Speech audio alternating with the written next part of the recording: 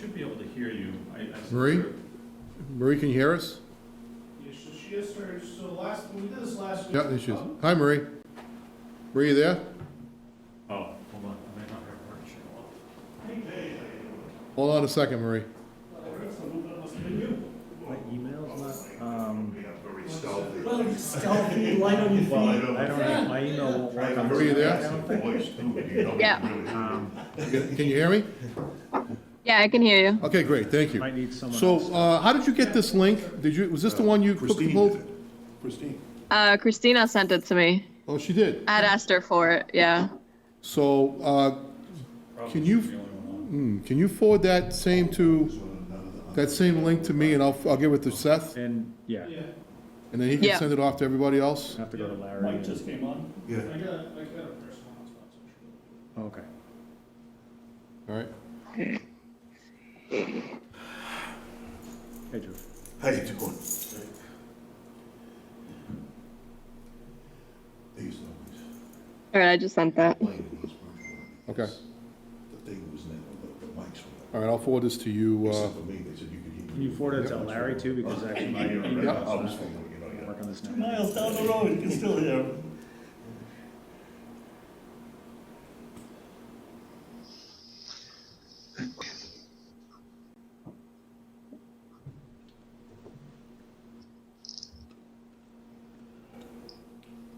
Michael Weber, that's one of your guys, right? Yeah, that's Oh, mine. That's mine. okay. So we're still. He's one of my guys, but he's not on the committee yet. So, That's right. It's dropping. Oh, how do I make that light up? On the light. I don't want the computer to light up. Just turn on the light. Okay. It's on its way. All right. I think I should sit next to Mike or just stay here. So I sent it to Larry, you and Larry, Perfect. okay? And Larry will forward it to everybody else? I sent Larry a text. He can hear us. Larry, I sent you a text, but please forward that email to the rest of the committee. You there, Larry? He can't. He can't. Oh, he can't talk, doesn't okay. have he can hear us, but can't. Can't respond, okay. I thought that was something that would come through.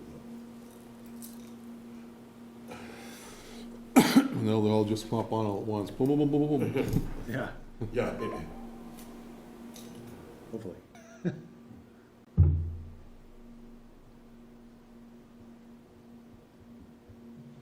They're all at home swearing, why can't I get on? What's going on? We're just waiting for the thing to start, and they're like, whoa, whoa, whoa. This might be my third strike too. I might be out of here, and they might kick my ass out the door. Remember that time you forgot to set up the agenda? it took me 2 weeks to figure out. Everybody here is making mistakes that we Yeah.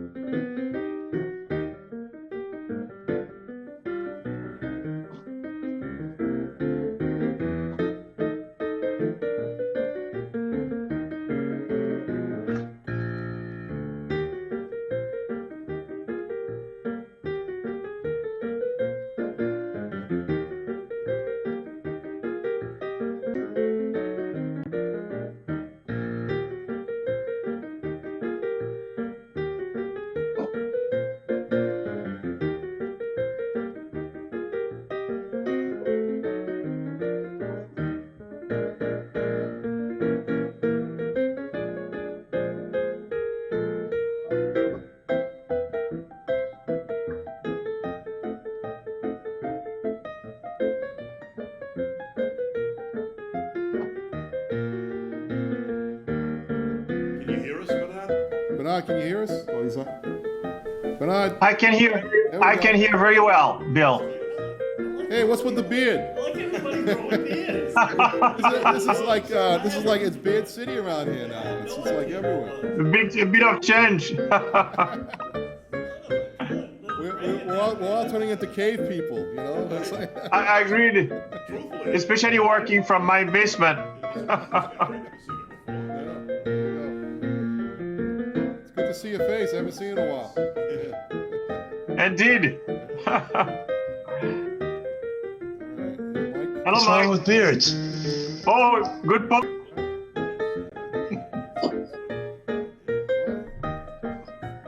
How are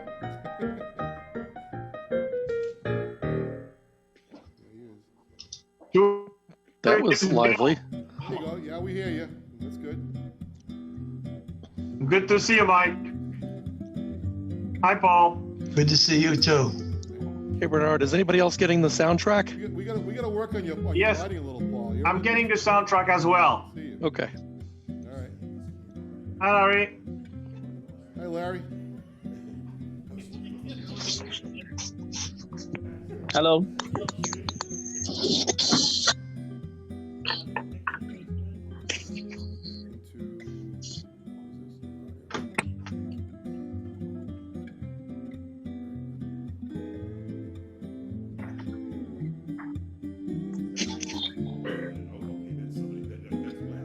That's Larry. Yeah, it's Larry.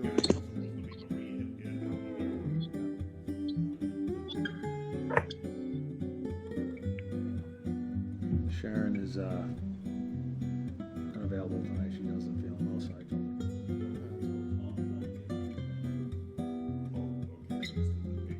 told her she can just watch it at her leisure. We're not voting. It's Tom. Tom, what up? Hey, Tom. Hey, how you doing? How are you?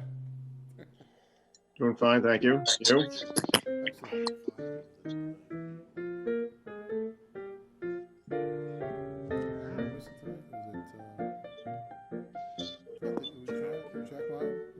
Jack should. I'm expecting Jack. Expecting everyone except Sharon.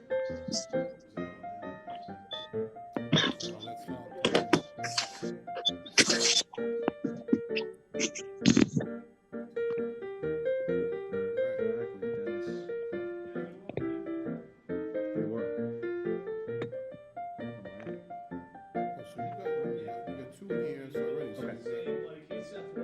Oh, yeah, yeah. Yeah. Give him another minute and then we'll. Six people now, right? Somebody's trying to. Six, yeah. So who's, let's see, Jack and Jack, Dennis, and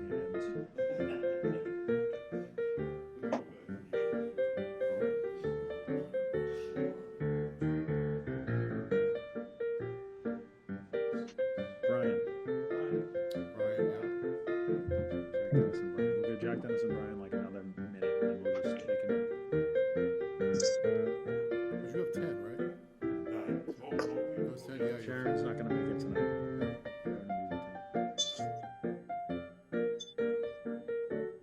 We have a quorum. Yeah. All right, so with that, we're gonna kick this off, I think, folks. And a few stragglers, not their fault. Sorry, can you hear me? Can jump in and catch up. So I'm going to call to order this meeting of the advisory committee. Thanks everyone for coming tonight. On the agenda, we have only a few items, but I think they're pretty meaty agenda items. First, we will have a conversation about the 2021 revenue projection. As we're aware, the original proposal was reduced over the last several weeks as a result of the new environment that we're living in. So Dennis is on. Hey, Dennis. So we'll touch on that, and then we're also going to have another agenda item is our other articles, non-budgetary articles, as well as the CIP budget. So a few articles, big meaty topics though. So why don't we jump right in? We have Bill and George here to discuss the latest revenue projections. So Bill Keegan. Thanks, Mr. Chairman. So, good evening, everyone. It's good to see you all, even if it's in a virtual fashion, and to those that are certainly here tonight as well. So we made the same presentation last night. I don't know if some of you watched it or not, but we've been able to, over the past few weeks, we know that the world is changing around us, including our revenue situation, given the COVID-19 scenario that we're in. And what we've done is we've gotten to a point where we think we're making some educated guesses here now, because we're not in a position to, nobody really knows what's going to happen over the next fiscal year. And we're really dealing with two issues. One is how we're going to finish this year, which, by the way, we never got to the other night, last night. We never really got to talk to it, but we'll talk to that, and we certainly will try and do that tonight. And then the other piece is, how does it look for our next fiscal year? So if you take a look at what's happening with COVID-19, they're looking to try and reopen the government probably by June 1st in Massachusetts, reopen Massachusetts by June 1st. But it will be a different look. There's no question that it's not going to be the same robust economy that we were facing back in March and in February, when the stock market was hitting new highs, and the buildings were booming around here. New construction was doing really well, and pretty much everyone was flowing along pretty well financially. I want you to remember one important thing about tonight's discussion.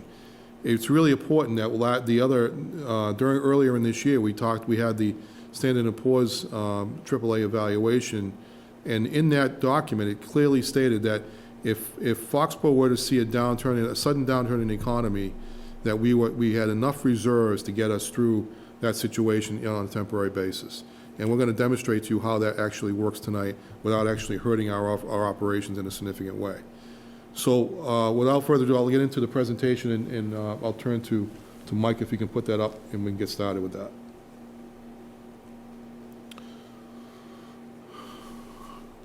All right. All right, thank you, Mike. So what I want to do tonight is, there we go. What I want to do tonight is go over the four major functions, and then we'll also get into the capital plan tonight, because that's a big part of this discussion. But we've had to cut our revenues. We also have to cut our spending to meet those revenues, and so we're going to talk about both of those items tonight. The elements of the revenue picture are tax levy, the state aid, local receipts, and available funds, and use of what we have for available funds to help stabilize the budget and get us through the upcoming year. The first thing is the tax levy, and really the only change that we've included here is that we've lowered our low growth projection, our new growth projection. We actually started off the year somewhere around $950,000. I then made I lowered that projection probably about the six to 900,000 down to 900,000 about a couple months ago. Yes. To take a more conservative position on that, not because of anything had to do with COVID-19, just to take a more conservative position. And then we've now taken a position that we're going to trim that by another $250,000. And so what's the science behind that number? Well, what we did was we took a look at where we were going back, back 8 years. About 8 years. Yeah, exactly, George. Average. So we looked at that average, and we saw that we really want to get down to a number which we think will make sense, and we think we'll meet. So there's a couple things that we have to think about when we talk about the new growth position. One is the fact that we're talking about what's going to happen from July 1st forward to June 30th of next year. Now, based upon every bit of news I've seen so far, that the COVID-19 scenario will probably last throughout the summer into the fall, but should be not with us as badly into 2021. The economy itself, however, won't fully recover till probably 2022. That said, we're going to still see a fair amount of new growth. And the reason I can say that is because we still have subdivisions being built in town. And so we feel comfortable that that's still going to happen. We also still see growth and development going on at Patriot Place, and we think that those construction projects will continue to go forward into 2021. Now, we did have a couple of things take a step back. Well, of course, we know about the downtown project at the fire station. That's under appeal. that has nothing to do with COVID-19. The other situation is the project over here on Wall Street, and that person has taken a step back, and they're going to look at that project again. The planning board's given them a one-year extension, and we think that'll kick back in. We're hoping by the fall of this year. So having said that, we think that project will still they'll generate enough new growth, along with some other projects that are going on around town, to meet that 650 number. It might be important, Bill, to point out. You might want to sit up there, George. Yeah, it's probably important to point out that we started off with 947. Yep. As the, but that was an average of 8 years. Last year, we really took in 1.3 million. So you're down 650, or about 35% from that 1.3 million. Right. So, all right. Okay, so I think there's going to be a couple of questions on this page. I think Larry had some thoughts. Yeah. And I just want to make sure, so I'll just kick it off because I can. Yeah. But I just want to understand that the new growth piece of it. Okay, so first of all, can the prior year levy limit ever come down? Can it go negative, or is it always flat, or So there are there's two primary components to the levy limit. One is you take your prior year levy limit, and then you add the 2.5%. So what you see there is the prior year levy limit is the one at which we have in this current fiscal year. Yep. It's 49,768,721. We add to that the 2.5% growth factor, which is a lot. 2.5%, yeah. 2.5% growth factor under the state statute. That gives you the additional $1.2 million Yep. of additional revenue. The only thing that can go beyond that, there's two things: new growth and an override, or so. And new growth is always represented as gross growth, meaning new subdivisions or new businesses. Yeah, new construction, new construction. new construction. Right. New tax. Right, and it can come in different phases, so so even if we say a project is only halfway done, Yep. you still can pick up that growth in that fiscal year. Right. It doesn't have to be completely done in Yes. order to pick up the growth. And that Taxes collected. Yes. Okay. Right. And that growth it's really an assessor's function, meaning it might not have existed last year. So it could be on your house, you added a garage, that's new growth. Because now maybe the house went up $60,000 because you added that garage. That's 60,000 more we can tax. Understand. So here, I'll explain the scenario that's in my head, just so it makes a little more sense, the question I was asking. Let's say we're considering the new growth piece. We have let's leave residential. We have 2 new businesses in town in 2021. 10 businesses closed, so we're net 8 negative businesses. Do we just spread everything above the new growth line across the same number, so everyone's tax bill goes up, and the new growth is just based on those 2 new? Because because what happens if we're down net 8 businesses in town? It's not necessarily like they fell off the grid. In other words, if a business closes, you still have the property, and somebody's going to own that property. Right. It might not have a value that might have been considered $1 million business. Yep. Now it's closed. So they can file an abatement, which would go backwards and say, well, I don't think we should be getting charged $1 million because the place is closed, and maybe it's only worth 6, and there's all calculations that go through that.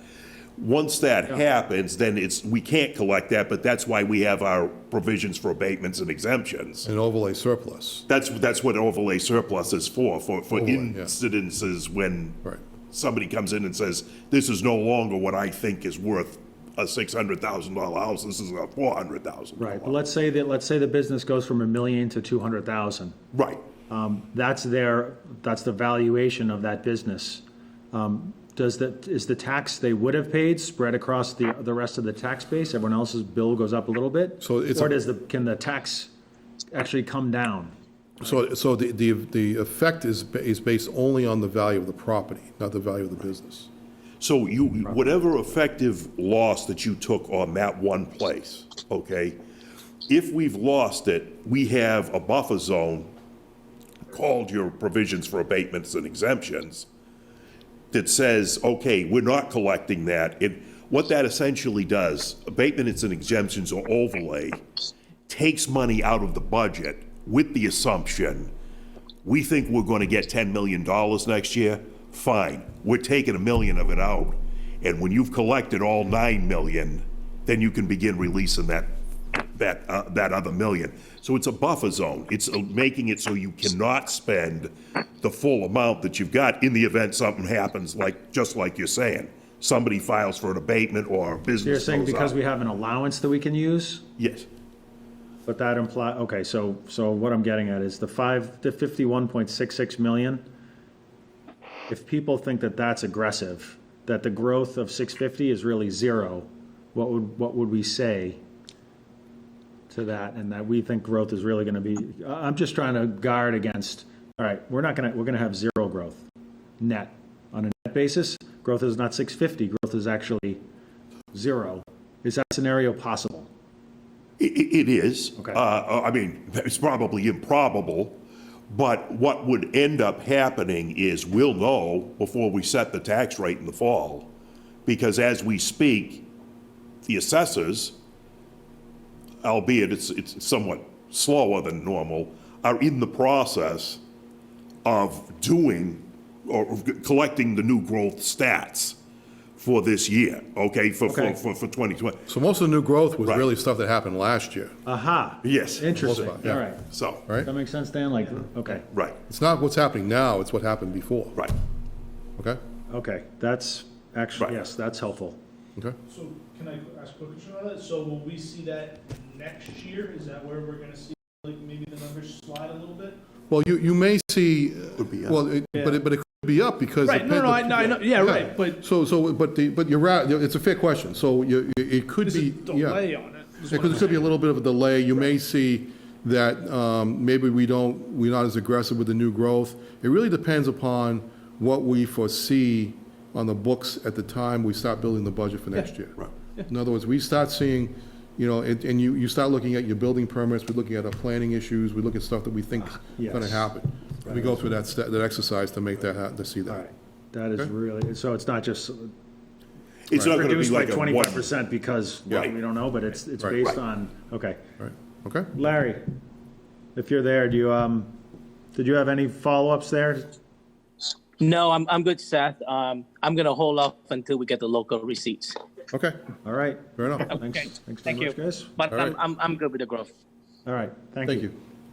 All right, so let's go on to the state aid. So this is really anybody's guess. I mean, and the reason George and I put our heads together and we made some few calls to some of the state officials and we talked around to a few other communities and say, hey, what do you think?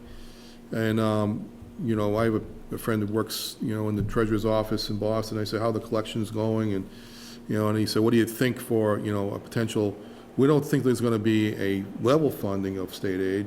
We think there's going to be a cut. And so I anticipated that was going to be the case. I said, okay, if it's going to be a cut, then how much? And so we tried to ask that question the other day from the deputy director of Department of Revenue when he did it was about 200 people on a phone call. And we were asking that very question, and he couldn't tell you. He said, I don't know. He said, right now it's a crystal ball for them.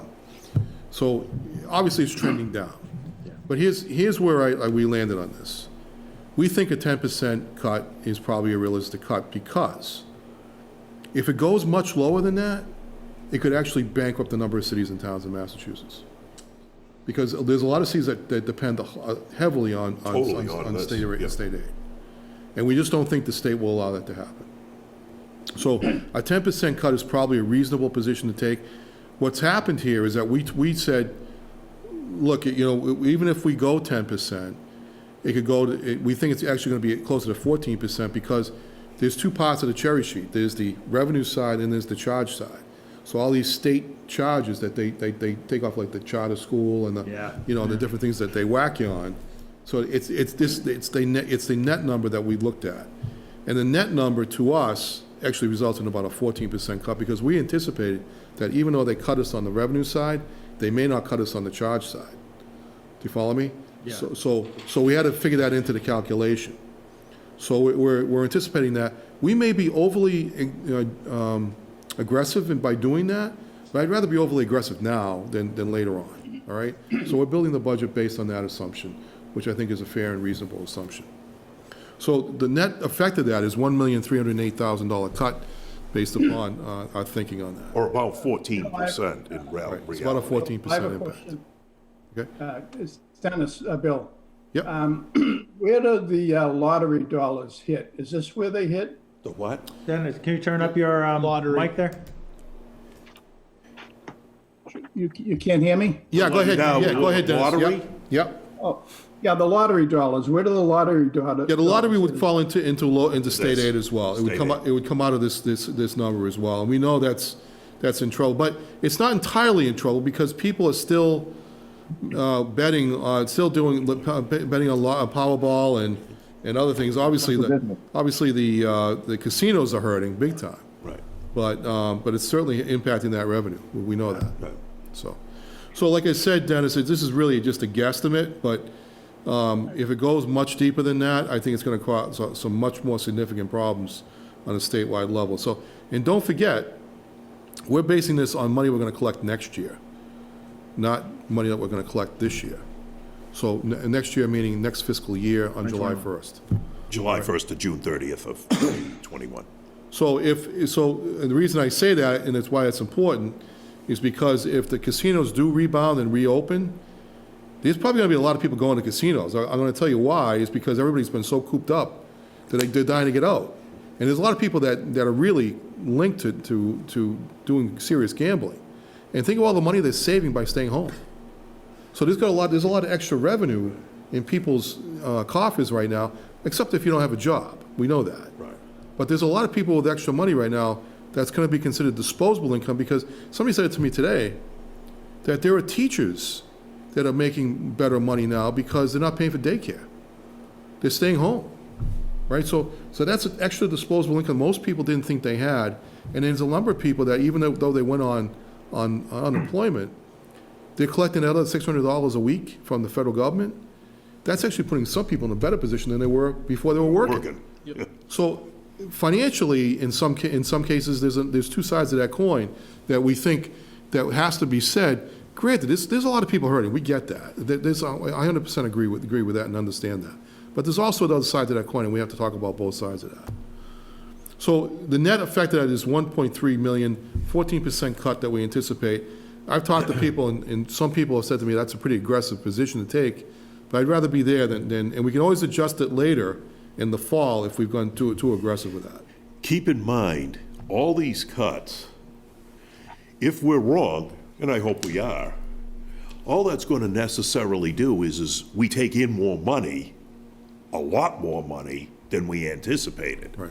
And what happens? That becomes free cash. Right. So if everything stayed the same, let's pretend it didn't go anywhere, then what you're probably going to see is a super inflated free cash when we close the books next year.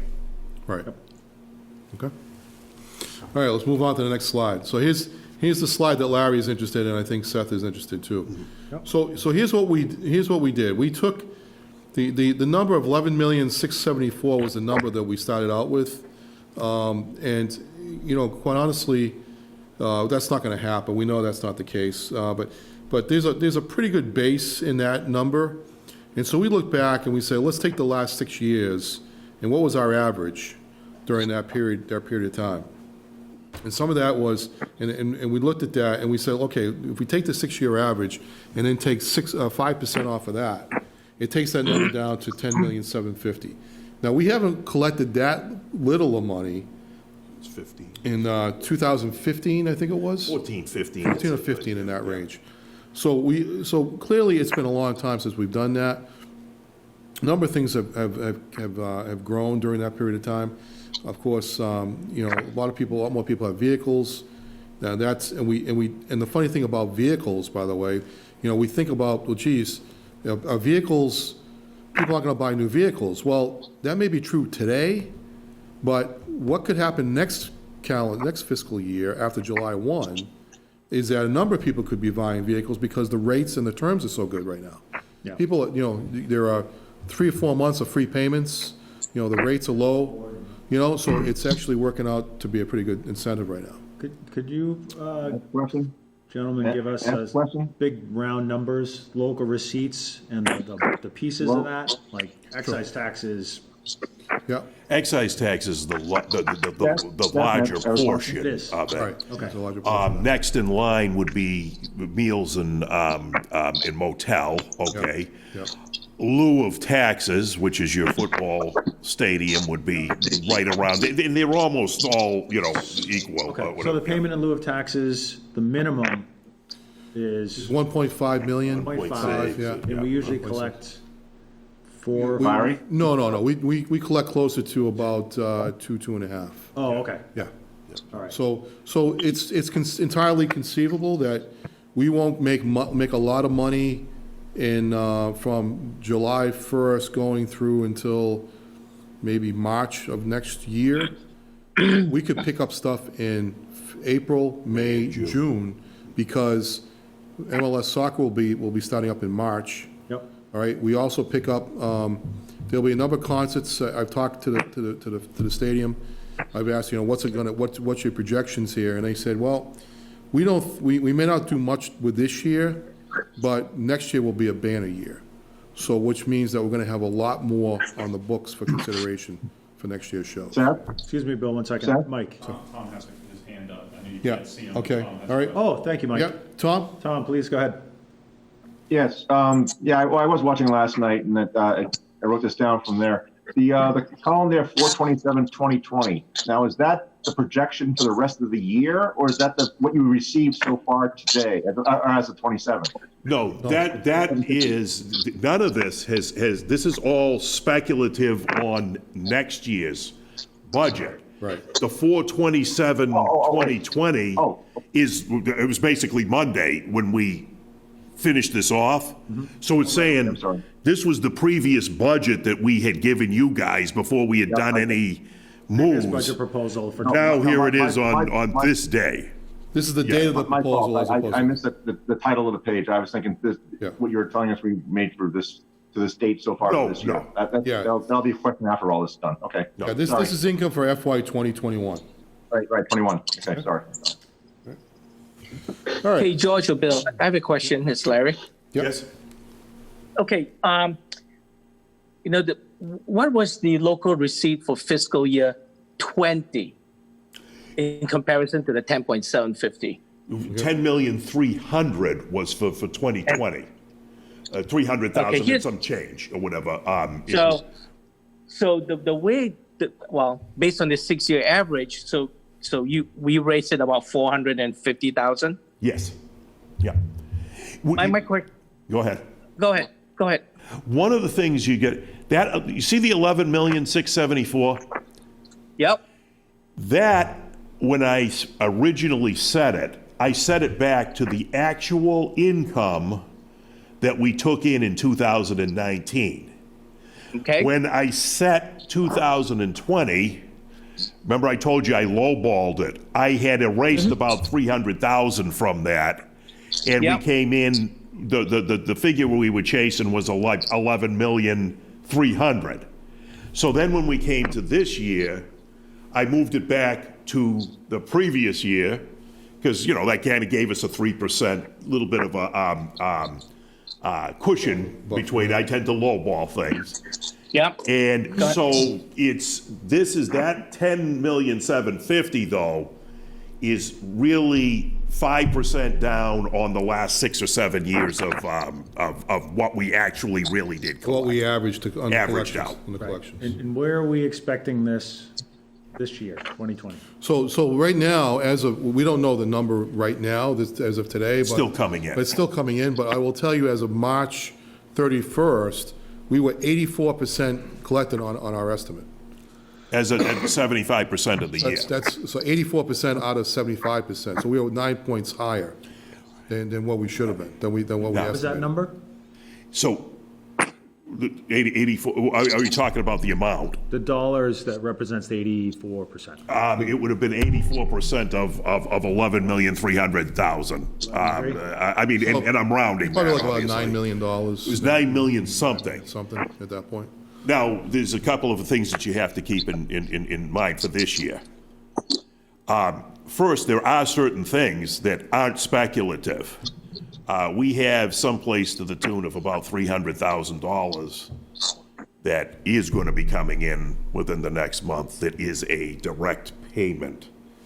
That it's not a speculative like, well, gee, if people go to a game or something, it's coming in from Gillette, okay? It's a number of things that we charge for that it will be coming in, Yep. okay?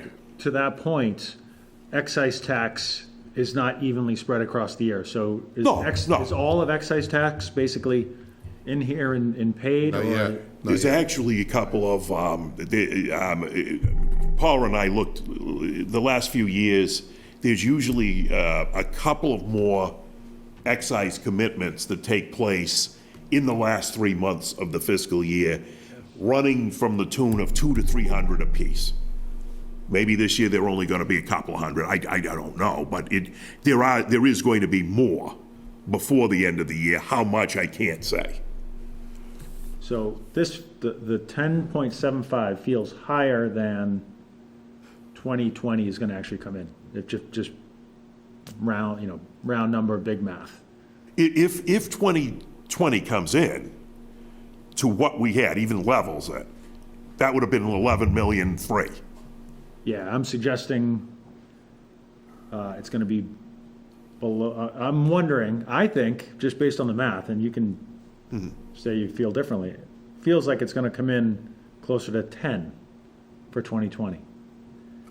Possible. I think it might be a little higher than that. Yeah, I think it might be higher than that, too. I think it's going to be higher, but there's another thing that we'll talk about, fail-safe anyway. You're saying, you see, what's happened is you had everything coming in, and we collected a lot of the things that we were supposed to collect Yeah. already, Yep. okay? Yep. Then it tanks off. So, but there are still some guarantees in there, okay? A few guarantees. You will probably collect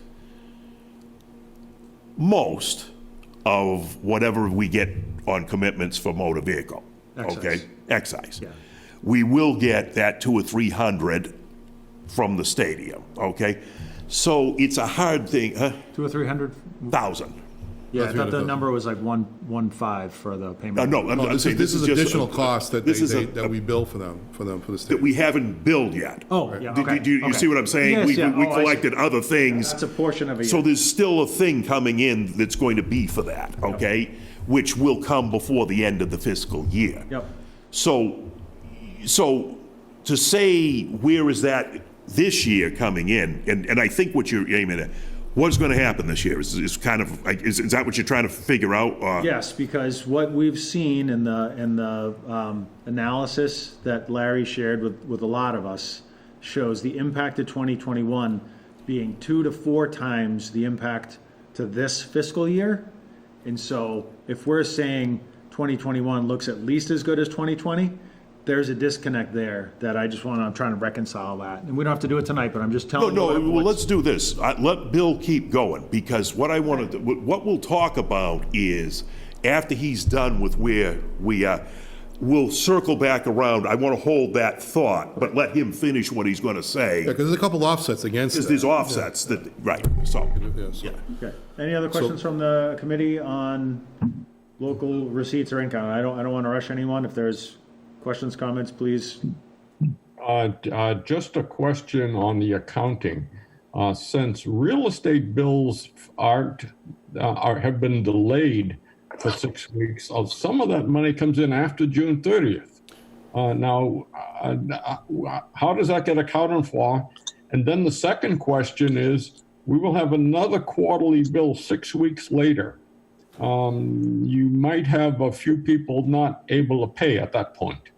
So a couple things that Jack, first of all, we did not go for the June 30th delay on the payment, so that, for that very reason, we didn't want to delay that to beyond June 1st. Most of those payments are real estate payments. That has nothing to do with local receipts. All right, local receipts is above and beyond tax payments, all right, real estate payments.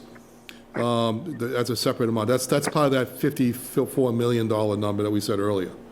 All right, And by the way. I had trouble getting on, so I missed that part of the discussion. Okay, fair enough. But having said, so it's, I mean, it's a good point to make, because I think a lot of people will have this question. The 54 million of that number, don't forget, most people have that built into their mortgage payment. And the mortgage payment gets made by the bank. By the bank. It's called the escrow? The escrow account. Because just so you know, the dirty secret on that is you know how they say you can't fight City Hall? Well, what happens is the bank's escrow, because we're first in line if somebody isn't paying the bills to take the place, and the bank doesn't want to lose the potential asset. Right. Therefore, they have them escrow it so that they make sure that those taxes are paid. And what ends up happening is, I'm going to say to Jack, and I'm looking at numbers on a thing, so I don't know where you are or what you're, but the point is, we just since the last quarter, I just was dilly-dallying with the numbers today. We've taken in another $8 million. So most or a large portion of your real and personal property has come through the door. Right. So I'm not saying it's perfect, but it's not like that came to a screeching halt. Yeah, it's not off the charts as some people would think it would be. Yep. Okay. All right, I'll set to move on. Ready? Yes, please. So free cash. So the concern, of course, is like, well, how much free cash are we actually using against the budget? The previous budget estimate was a use of $381,739, or 740, if you will, just to round it up. And where the new proposal that we're suggesting, we're going to use 440, or a net increase of 58,260. Now, that's not new free cash. I want to be 100% clear about that. That's not new free cash. That's repurposing free cash from other sources, which I'll talk about in a few minutes. That we were already going to use. We were already going to use this money. This money was already going to be used, okay? So let's go into the other available funds. So the ambulance fund. I'm recommending that we use another 250 of that amount of money against the fire department budget, and here's why. I talked with Chief Michael Kelleher about this the other day, and I said, where are we with our estimates and runs for fiscal for this current fiscal year? Yep. And he said we're actually, or this calendar, we're already 31 runs ahead of that, our estimate. So, which means that those numbers have not dropped off, despite the COVID-19 situation. So that number is going to stay really firm. It's going to be a really good number. And I'll show you at the end, it's still a healthy number regardless of the steps we're taking here. But to Bill's point, though, make sure you understand one thing. That number isn't a speculative number. That number's already in the bank. Exists. It's in the bank account. It's in the bank right now. The 1.4. The 1.4 is in the bank right now. It's actually, I think it's over $2 million. Right, is in there. So that's not something we're trying to guess at what it is. It exists in an account. Yep. Right. So we're not like speculating. So that's actual just goodness that we became aware of over from before to now, right? Yeah, we've always estimated that number to be healthy because, that was the whole purpose of it, was to try and continue to build on that fund because we use that to help pay for new vehicles, to support the fire department, and to support their operations. And it's been and continuously growing over time, so we've been able to use more of that to help offset the budget. Now, I will say, this is a temporary measure. We are not planning to do this going forward. So, in other words, we may bump it up in a few years from now, or even next year, but it won't be at that level because this is a temporary measure to get us through. Probably go back to the original, like $1,158,000 or something. Yeah. So just for clarity, is this a revenue account that we Yes. understand came in higher, or are we using more of an existing Fund. Both. Okay. Both. We're using revenue from an existing account, but we're also considering the fact that the revenue's coming in higher than we anticipated. Okay. So the revenue. So you mentioned $2 million, I think. Yeah, it's over $2 million actually. It's in there already, It's not already there. like we think it's coming. Right. It's So already there's there. $2 million there. We were going to use 1.1. Yes. Right.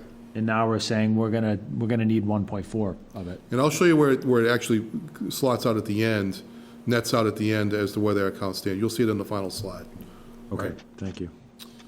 All right, so the other area, the overlay surplus, we were gonna plan to use $1 million in the overlay surplus this year anyway. So that's not new revenue, that's something that we had planned to use from day one. And what we planned to do was use $550 against the budget, and originally, because that was to pay the debt service for the new school. Yep. Right? And the other, and now we're suggesting we use the full $1 million, but we took the $450 that we planned to use for the capital account, and we shifted it from there over to the budget. Right, and lowered it. We lowered the capital plan accordingly. Okay. Okay, so So you'll see. similar to the ambulance fund, overlay surplus is an account or a equity It's already been released. Yeah. that we are That money's, saying. that money's in the bank as of today. Yep. Do you remember what we said? I'm going to circle back to what we started this conversation with. We have an overlay account, which is taken out of the budget on an annual basis so that you can't spend the whole amount of the budget in the event you don't collect the money. We released $1 million of overlay that we have already collected the money. We're free and clear on that. And there's still about, what was it, $1.2 million, I think, right? Yeah, there's 1.2 million in the account still. Right. Right. Okay, so that was the follow-up question.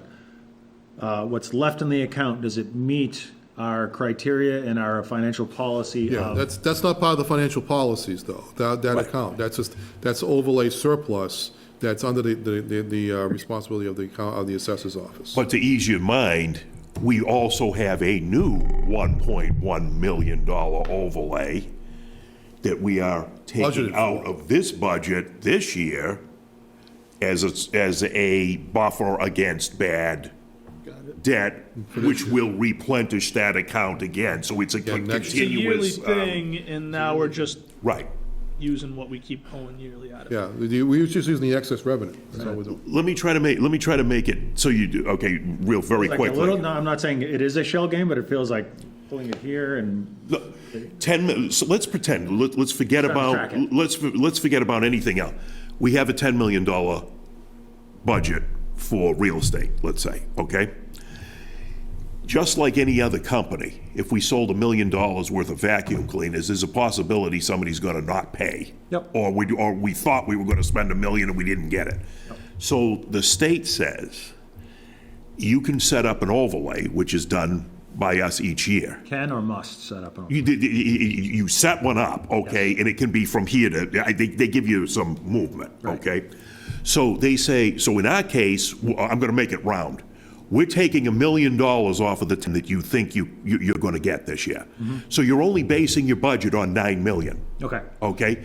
So now that money's set aside. We take in 10 million, because that's what we were gonna charge. Once you've got up over the $9 million that you've collected, let's say we collected $9,100,000. Yep. You can now release 100,000 because you're in safe zone, right? So we release that million, but the next budget, we do the same thing, and we say, okay, we're still gonna collect another 10 million this year, but we're gonna start another overlay of $1 million. Right. So it just keeps recycling itself. So at the end of the day, the overlay surplus is at the appropriate amount with the way this budget is Yes, constructed. we have not changed that number at all. Right. Okay. Statutorily, we can't release it unless we've already collected what we were supposed to, and we haven't reduced what we're gonna remove from the 2021 budget. It's the same as it was last year. Okay. Got it. Thank you. And then finally, the last component is considered an excess closeout. And that was something that Marie had worked on with the DOR when we was closing out last year and trying to close things out. They recommended that we close this amount out this year, or actually next year. So so this is additional money that's been sitting in an account for a while. That was excess revenue out of an insurance account. Yes, it was when you Yeah. switched over to your. We switched, we were self-insured for a while, and then we back into, and we were insured with the company. So that money's been sitting there. And so she said we can actually use that amount against, against the health insurance account this year. So that gives us another amount of money that we can use to offset that cost. So we're gonna use that in the exact place where we took it from originally, where it was supposed to be spent in the first place. By the way, I'm sorry I keep staring at you, but it's just Gotta like look at we're somebody. talking at area and it's kind of, creeping me out. I don't know. It's all right, I'm better looking than Seth. I mean. Yeah, and actually, to that point, now we're having friendly banter. I was a little bit overly casual, or word escapes me in the beginning, but we have Bill Keegan, for the benefit of people who may be listening. We're watching. Bill Keegan, watching. Bill Keegan, town manager. George Samia, director of finance for the town. So better late than never on that. Sorry about that, guys. I think they know us by now, for the most part. Yeah, I but think that's all everyone right. knows you, but just in case. So thank you. All right, so let's go to the next slide. All right, so let's talk about the expenditure side now. So this is the area that I know this has been, this is where the area that we always have the debates and go back and forth on. But these are the things that I'm recommending to you that we cut this year, because, these are things that I was comfortable leaving in the budget this year if all things were the same and we could afford to. But right now, I think I know I'm recommending that these come off. So this is effectively $244,000 of additional positions, part-time positions. There was 3 part-time positions, a new mechanic, a new firefighter, and 1 principal account clerk in the water department, which is really funded by 2 sources, but it's 1 person. Yep. It's 1 position. Okay? Seth, for the guys at home too, when Bill will say it, this is a $244,000 cut, but he had already cut 500. This is only showing you from the last incarnation of this budget that we presented. He cut another 244, but in reality, he's cut $750,000 or $60,000. Well, you'll see at the end, in terms of the budget itself, I've cut out $1.75 million, but I've also cut out another $825,000 out of the capital plan as well. I just don't want everybody thinking that the cut was 244. That's the next cut after we had already done 5 or 6 or whatever, Right. Yeah, I totally get that, George. The only context I would add to that point is that when we talk about cuts to an original proposal, I think what resonates mostly with people is understanding actual versus proposal. So what's actually happening in 2020, or what 2020's budget was. I mean, when you go to Filene's and you see 70% off, but the thing was marked up 100%. Yeah. But I get it. Point taken. But the perspective that we take in municipal budgeting is that we start off with a number because this is what people think we need to operate the government at a good level, right? Yes. So we obviously, our role is to trim that back to what we can afford to run the government at. Yep. All right? So this is what I'm doing now, is I'm trimming everything back to the point where I think we can afford. All right? And this is why I've come up with all these cuts accordingly, because I think, and we know our revenue's gonna come down, and as a result, we're trying to make it all work. All right, so Bill, yeah, go ahead. Dennis, budget to budget now, what is the expense growth with these cuts? You have a slide at the end. Yeah, I have a slide, yeah. Which one, I'm sorry? It's the one at the end. We'll show you like how much everything is up. We'll show you the whole thing at the very end. It's like 2 more slides out. This is just one section of that, so I'll show you the whole thing at the end, okay? Yep. And the other expenses, expense for this year, there's been no increase in snow and ice deficits. In fact, actually, that number came down from the current year. And we had an overlay not a snow and ice deficit of $250,000 last year, and for this current fiscal year, and this year it's down to 96 cars, so it wasn't as bad in terms of a winter, obviously. And then the overlay abatements and exemptions. This is where we show you that that's the $1.1 million that we carry in the budget each year. We haven't changed that; it hasn't changed at all. Right. All right. So. Okay. All right. So let's take a look at how it all shakes out. In the end, and so you got your levy, levy and revenues are down $1.265 million, and on the expense side, you're down another $244,883.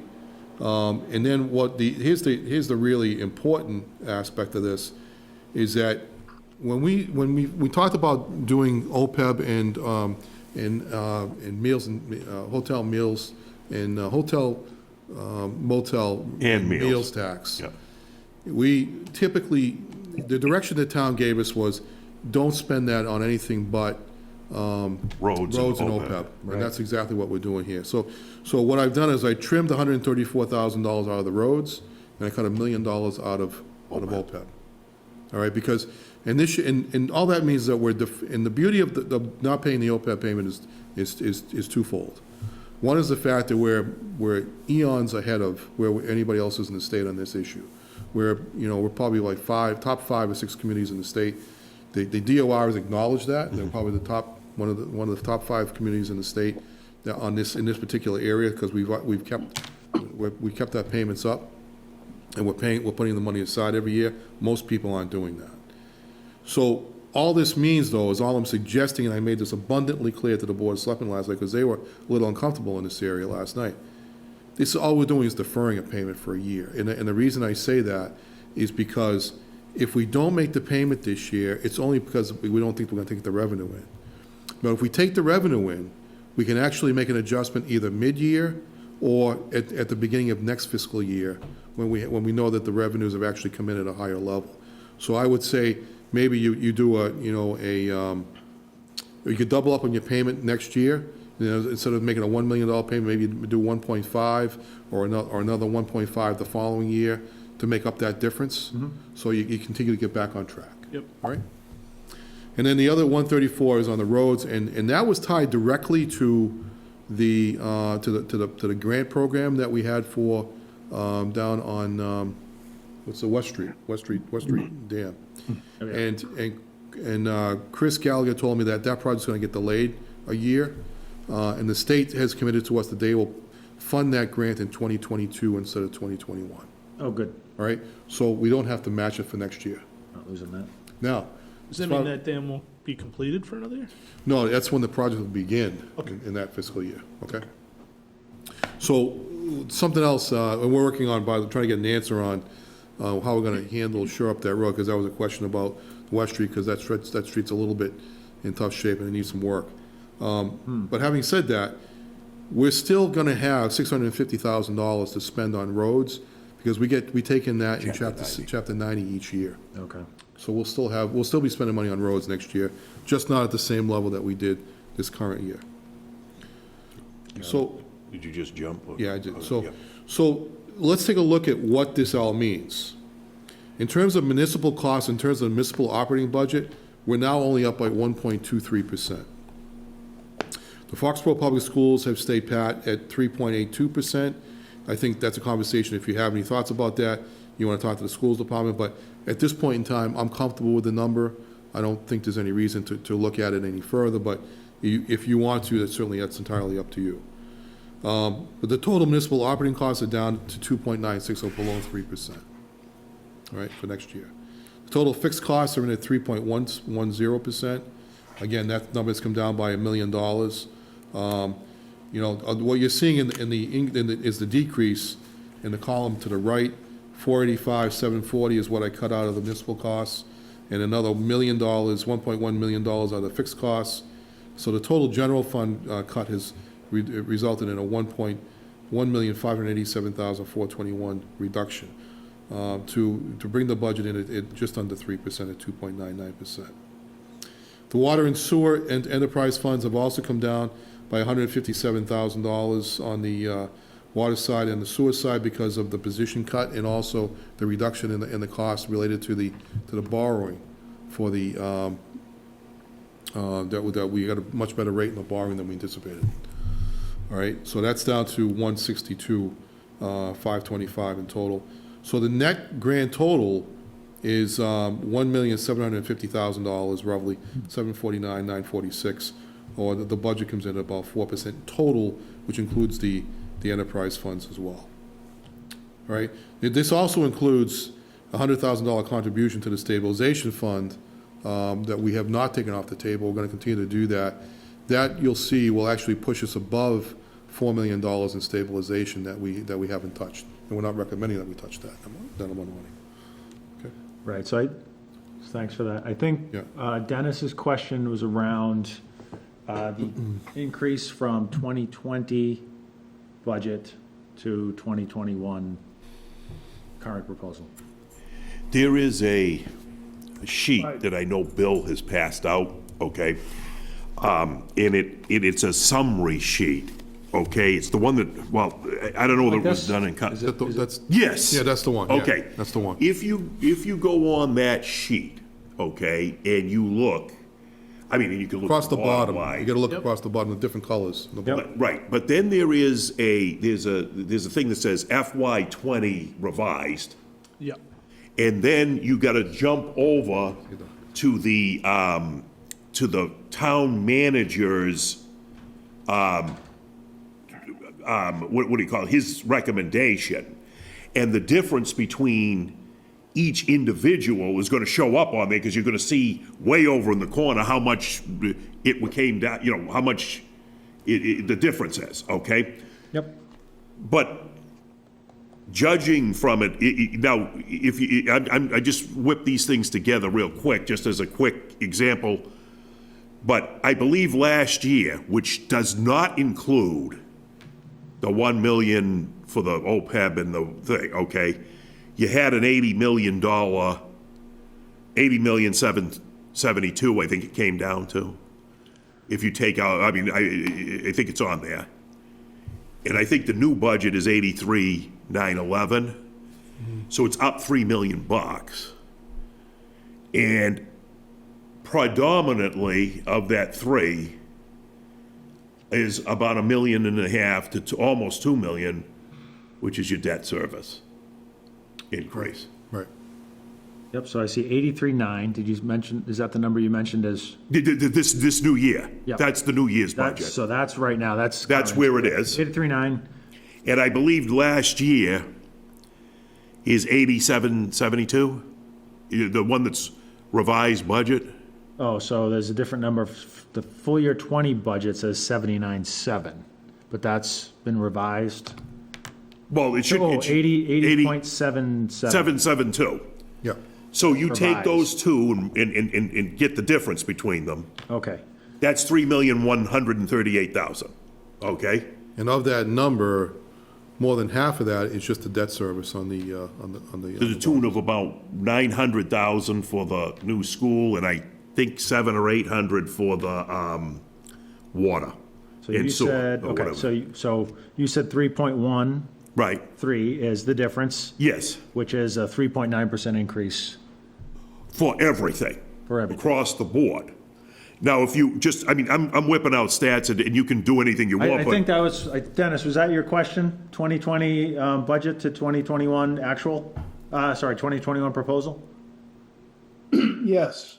Okay. Great. Did you follow But the, again, I don't know whether, whether the general fund is the better number or the grand total. Yeah, so in other words, if he's looking at the total general fund, that's what impacts the tax levy. The rest of it is just water and sewer enterprise, which is raised Self-sufficient. is self-sufficient by fees. Right. So, Right. so I think that, you know, in terms of how it impacts the tax rate, the impact, it's interesting about that too, because when you think about it, and we show you how that works, that we're using some one-time revenues, internal internal transfer funds to pay for it. So the impact on the taxes next year should be relatively small. It's not gonna go, it's never gonna go over the 2.5% Right, increase right. unless the town votes to do an override or a debt exclusion override. Right. So it's always gonna be within that 2.5, and then the new growth is simply something that didn't exist before. So that doesn't impact somebody unless I didn't have a house, now I do have a house, so it's whatever my taxes are on that. yep. So, So, and the reason I'm gonna go to the CIP at this point, because I need to show you how that all balances in the end. So originally, on March 14th, 2020, was when we got together on the CIP. And this is the plan that Seth worked on, that I worked on, that was, that George I was in with you guys, was there with the meeting. Bill, Amy Yeah. Bertos, no, Chris Gallagher, Yes. and I think there was one other person, Well, there was, and Dave Feldman. Yes. Right. Yeah, the five of us worked on that plan, and we came up with a spending plan that was gonna yield a total impact of $11,892,068. Now, it comes from different sources. Now, if you follow on the chart, you'll see up above, there was a free cash contribution of $429,068. We'll show you in a few minutes how that changes. And then you overlay surplus is $450,000, which, again, we show you how that changes. The meals tax is off the table because we don't think we're gonna raise it anyways. And then, but as far as the fire, and water and, water items, the Public Works, street reconstructions, Chapter 9, that's state aid anyways. And the only other big item, of course, is the water borrowing issue. And, that really makes up the bulk of what that number was. The 11,892,000 of that number, 9.4, that was the borrowing issue. All right, so let's see how the new one comes out. So we went back and we looked at the plan. I went over this with Bill Euchner, with Chris Gallagher, with all the key departments that were affected by that. And I said, you know, we got to take some things off because it just isn't going to work this year. We're not going to make it all fit.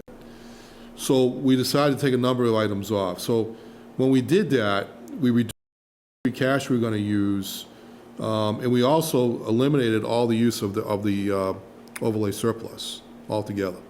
We took the $450 off the table and put it back into the budget. Right, Okay? right. So You that- see it when I on the said- other side. So when I said earlier, we were going to use $1 million of overlay surplus, we used $1 million, but we're going to use it all in the budget process now.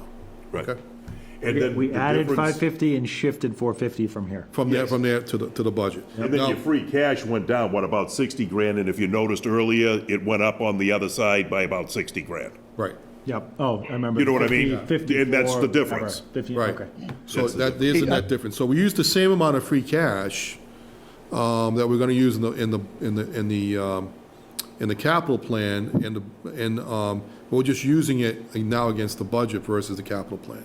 So it nets out to be that these are the items, by the way, the vision system critical upgrade was the assessing, and we have to do that this year because the vision no longer supports the existing system. So we have to make that change. It's a tax issue. The management information systems, go ahead. Hello? Yeah, go ahead. No, sorry, quick question. It's hard to interrupt on the phone. Do you have a side-by-side with the previous version of this? I'm less familiar with the accounts. Yeah, well, the previous slide talks about what we actually were going to do in the first rendition. Yep. So I don't have a side-by-side view of that. I'm sorry. Okay, that's fine. All right. Sorry I mean, about that. maybe Yeah. you could just, if you put the two, Yeah. yours are paper slides, so you could, or are you on a computer? You're on a computer, right? That's fine, guys. Not a big deal. I'll figure it out. Yeah. Yeah, I'm sorry, I don't have that. We're all that flipping view back of and it. forth, Yeah. Paul. Yeah. Yeah, That's I'm trying to toggle back and forth. Yeah, Exactly. I know, it's, yeah. yeah. That's all right, we can figure it out. All right, so, in the end, we're down 875,000. I said 825, it's actually 875, 568 that we've cut out of the CIP for that. We've kept the things in there for, like I said, for the fire and water because they're self-paying anyways. And the Chapter 90 money's gonna stay. And we kept the borrowing number in there because given the rates the way they are right now, and we think from a business perspective, it's better for us to borrow the money now at cheaper rates than to wait in the possibility that those numbers go up. The interest goes up and it costs us more money to borrow the money. So we're better off to do it now as opposed to wait. All right, so let's take a look at, question? Any questions? Okay. So, looking at the reserve balances. So this is the really all-important slide. I think it's the most important slide in this whole presentation. In the beginning of where we started, this is where our free cash position before we started the budget process. We used $827,500 against the budget and the capital plan, which leaves us $3,313,868. That, folks, is the same number we talked about earlier before we started these cuts and changes to the budget. Being reset back to be recycled again Right. for next year. For next year. Well, here's the all-important point, though. is that I don't know of too many communities at all that have any free cash at this point. We're starting off next year with a position of $3.3 million to start off the year, given where we are. Now, we also have the overlay surplus, and we've taken $1 million off the table, but we've still got a $1.125 million position in that without including the money we're going to put, with a new one that we're going to put in for next year. Right. All right? The ambulance fund, we're going to use 1.6 million, but, you know, that includes the vehicles and the budget number. We still have $750,000 sitting in the account. So And we're it'll not- be up to about $1 million too by the end of the year. Right, exactly. So we're not in any danger of that going into any kind of deficit position one way or the other. Stabilization is $3,916,000. We're going to add another $100,000. Yep. And that's going to bring that number up over $4 million with interest. And that puts us in a position where we'll be breaching that. That's a new number that the town has never had. And the capital stabilization is going to be at 287. But remember, we don't touch that number until the fall, until after the free cash position is certified for the next year. And you already put 250. And we put in. 250 in that in the fall of last year. We'll look at that number again to see if we can also contribute to it again, but we don't typically touch that until the fall. Okay. All right? So you have almost $8 million on the table there. Yeah.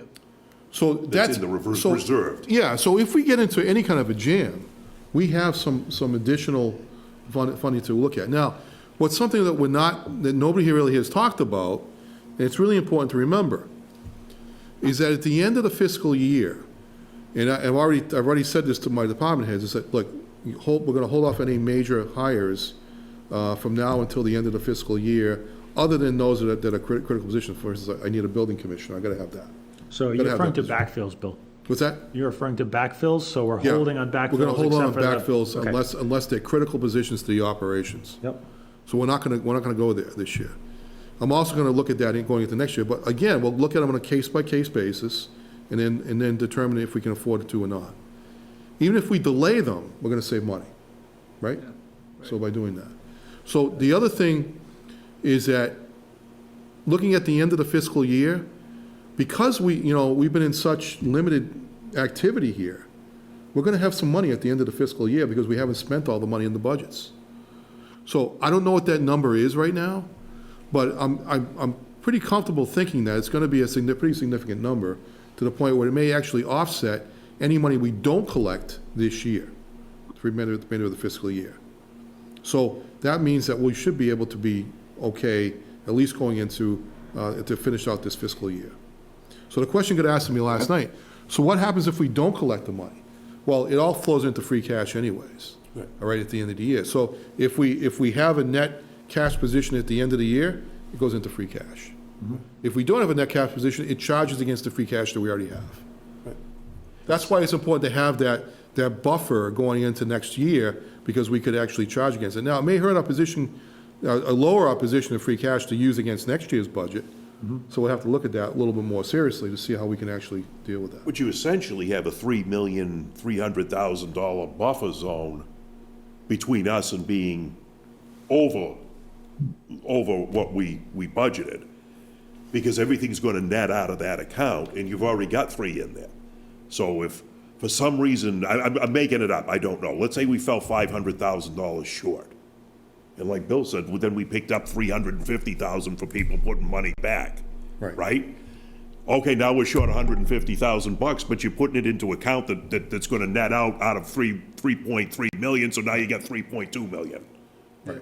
You see what I'm That's gonna saying? fall from- So, If that makes sense to you, I know we're talking a concept in the air, but it's hard to explain, but it's netting out. right. Seth? Anybody have any questions about that? Yes, Yeah. I do. Yeah. I'd like to use that as a jumping off point here, because Seth, I did send you an email last week. Is it possible, George, Bill, that we can get a run rate for this year, 2020, yes. as of, say, tomorrow, the 30th, end of the month? A what? So we know what we're. A run rate? Range of, like how much has been spent on expenses side, on the expenses Yeah, so side. not George- Yeah, revenue yeah, side. we do have that. We actually, we're tracking that now, Tom. So, and Marie's been tracking that. And the problem with a run rate right now is that you don't get a clear picture for that, because certain times a year, you spend money that you don't spend on any other time of the year. Cyclical, yeah. It's Oh, I not, completely it's understand cyclical, that too, yes. all right? So the run rate Something wouldn't equate necessarily to what you're looking for. We may see, for instance, that the school department budget may have a significant amount more of salary in it right now, but that's because they pay for the people over the summer too. They All right. get, they get a, like. They get it paid extends. before the end of the fiscal year. They pay for the summer in the current fiscal year. You follow me? So. I follow you, yes, because Yeah. I wanted to ask the school department that too, because of, like, last people we talked to before we all stopped was them, and, you know, they were talking about how things are gonna be, for instance, they were talking about how their sped, funds for, commuting was gonna be $400,000 in the hole, and with another $400,000 carried over till next year, and now we don't know whether or not that transportation is not been done at all, or whether or not that's still a facility that is needed for those families. So we had that conversation with Bill Euchner the other day, and I said, you know, is it possible you'll save some money because you didn't run buses, you didn't do, I mean, you still have some expense there, but you don't have the full expense. But what's happening is that they get hit with the special ed expenses, and that really dug into that account pretty significantly. So they said they're trying to cover that, but at the end of the day, he's hoping, and the reason why he said he might be able to cover some of it is because they've applied to the state for the circuit breaker, and they're hoping to get, you know, a read on that, and if that could cover a significant portion of that particular expense. I mean, if we just talk about that expense, then we haven't been informed whether or not those facilities were closed down by the governor as part of the school system, or whether or not those were still in operation and we still had an obligation to cover those students, despite the other students being taught from home, type of thing. Tom, the big concern, you're going to find this out, is that nobody knows. Nobody knows. Because we've been asking these questions for weeks, and we're not getting the answers. So the challenge that you're going to be asking a lot of questions we're asking, and we're not going to get the answer because we don't know. So all we've done here is sort of hedge our bets. We could be wrong. I hope we're wrong in the right direction and not wrong in the wrong direction. I just don't think we are in the wrong direction too far because, like I said, if we are in the wrong direction that far, then a lot of people are going to be a lot worse than we are in that respect. What's your expectation of having knowledge of what the final expense totals will be by town meeting on the 15th of June? It'll be close because at that point we won't have a lot. June. Yeah, we'll be at the end of June. We'll be June 15th when town meeting occurs. So we could be close to knowing what that number is at that point. Marie's tracking that very closely at this point, and we're keeping. And I'm also looking to try and implement somewhat of a spending freeze on some things, and any non-essential expenditures going into the end of the fiscal year to see if we can build up on some of that free cash position going into the next year. So I'm going to be talking about that Bill, probably this week. Dennis. Dennis, again, assuming there are no surprises in the school department budget, and the biggest number here that gives me pause that could affect the budget is the state aid. Yep. Yes. It gives me pause too, and I don't disagree with you. The only thing, I think that the 14% reduction is a pretty healthy reduction. I don't know that we're going to see the state go much further than that. And the reason I say that is because there's been some talk at the federal level that the feds may come in with an aid package for cities and towns across the state. And the reason is across the states because they need it. There are a lot of states that are in bad shape, New York being one of them. I think they're looking at about a $13 billion deficit right now. I don't think Massachusetts is in that kind of shape, but we're hitting a pretty big number.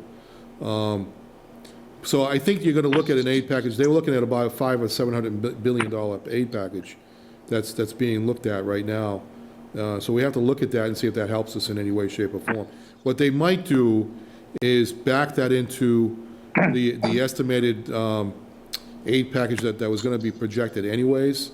So if we're looking at a deficit in revenues around, $3 billion, maybe we pick up $3 billion from the feds, and it's a wash. But that's a guess. That's anybody's guess at this point. I have to reiterate what Bill said a little bit earlier. When we went on that phone call, what was it, Tuesday or Monday or one of those, there were like some 200 finance directors and town managers that were on there.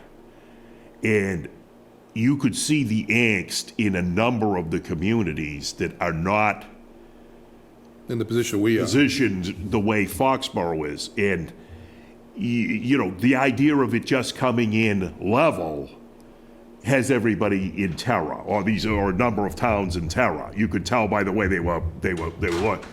So if it's more than the 14% that we've done, I submit we've got a quantum change in the way we're going to be doing business for some time, and we'll have to adjust, and it's going to be sweeping far beyond the town of Foxborough. And there's more bullets in our gun if we need to. I mean, there's other things that we could use.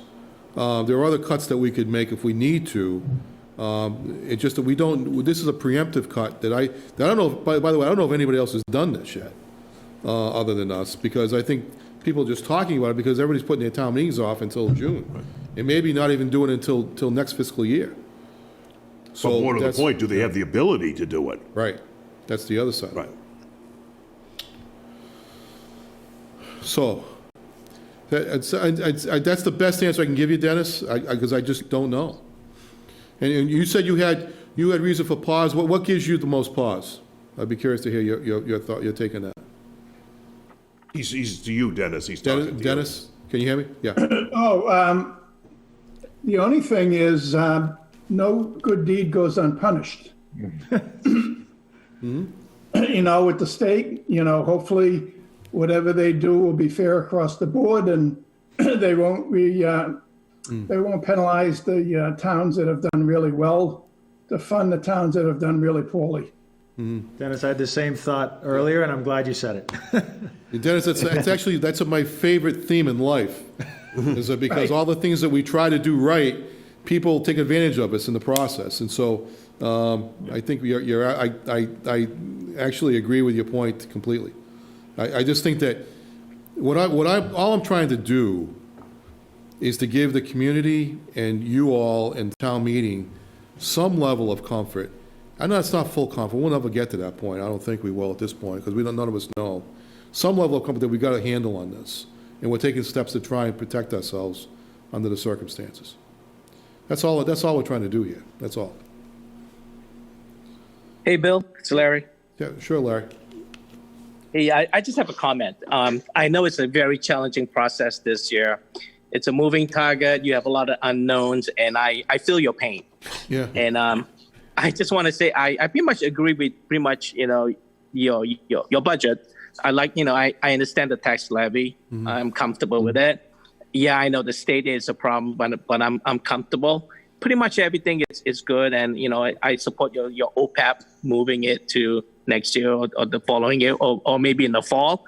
My only concern is that I know we're very conservative with the local receipts, and I would be more comfortable if you kept it at 10.3 million as previous fiscal year instead of raising it to 10.7. That was 11.3 million, right? Not 11.3. Oh, yeah, it was 11.3 million. Yeah, I think I heard George say that too. That it was 10.3 million. I'm sorry, yeah, I'm sorry. It's 11.3 million, Larry. That was the number. Was 11.3. Okay. As opposed to 11.6. Yeah. Right. That's fine. Okay, I'm more comfortable now. Okay. Very good. Thank you. I'm sorry, that was my, you talk enough numbers, you start stumbling and bumbling after a while. Bill, question? Hello? Sure. Yeah. Bernard?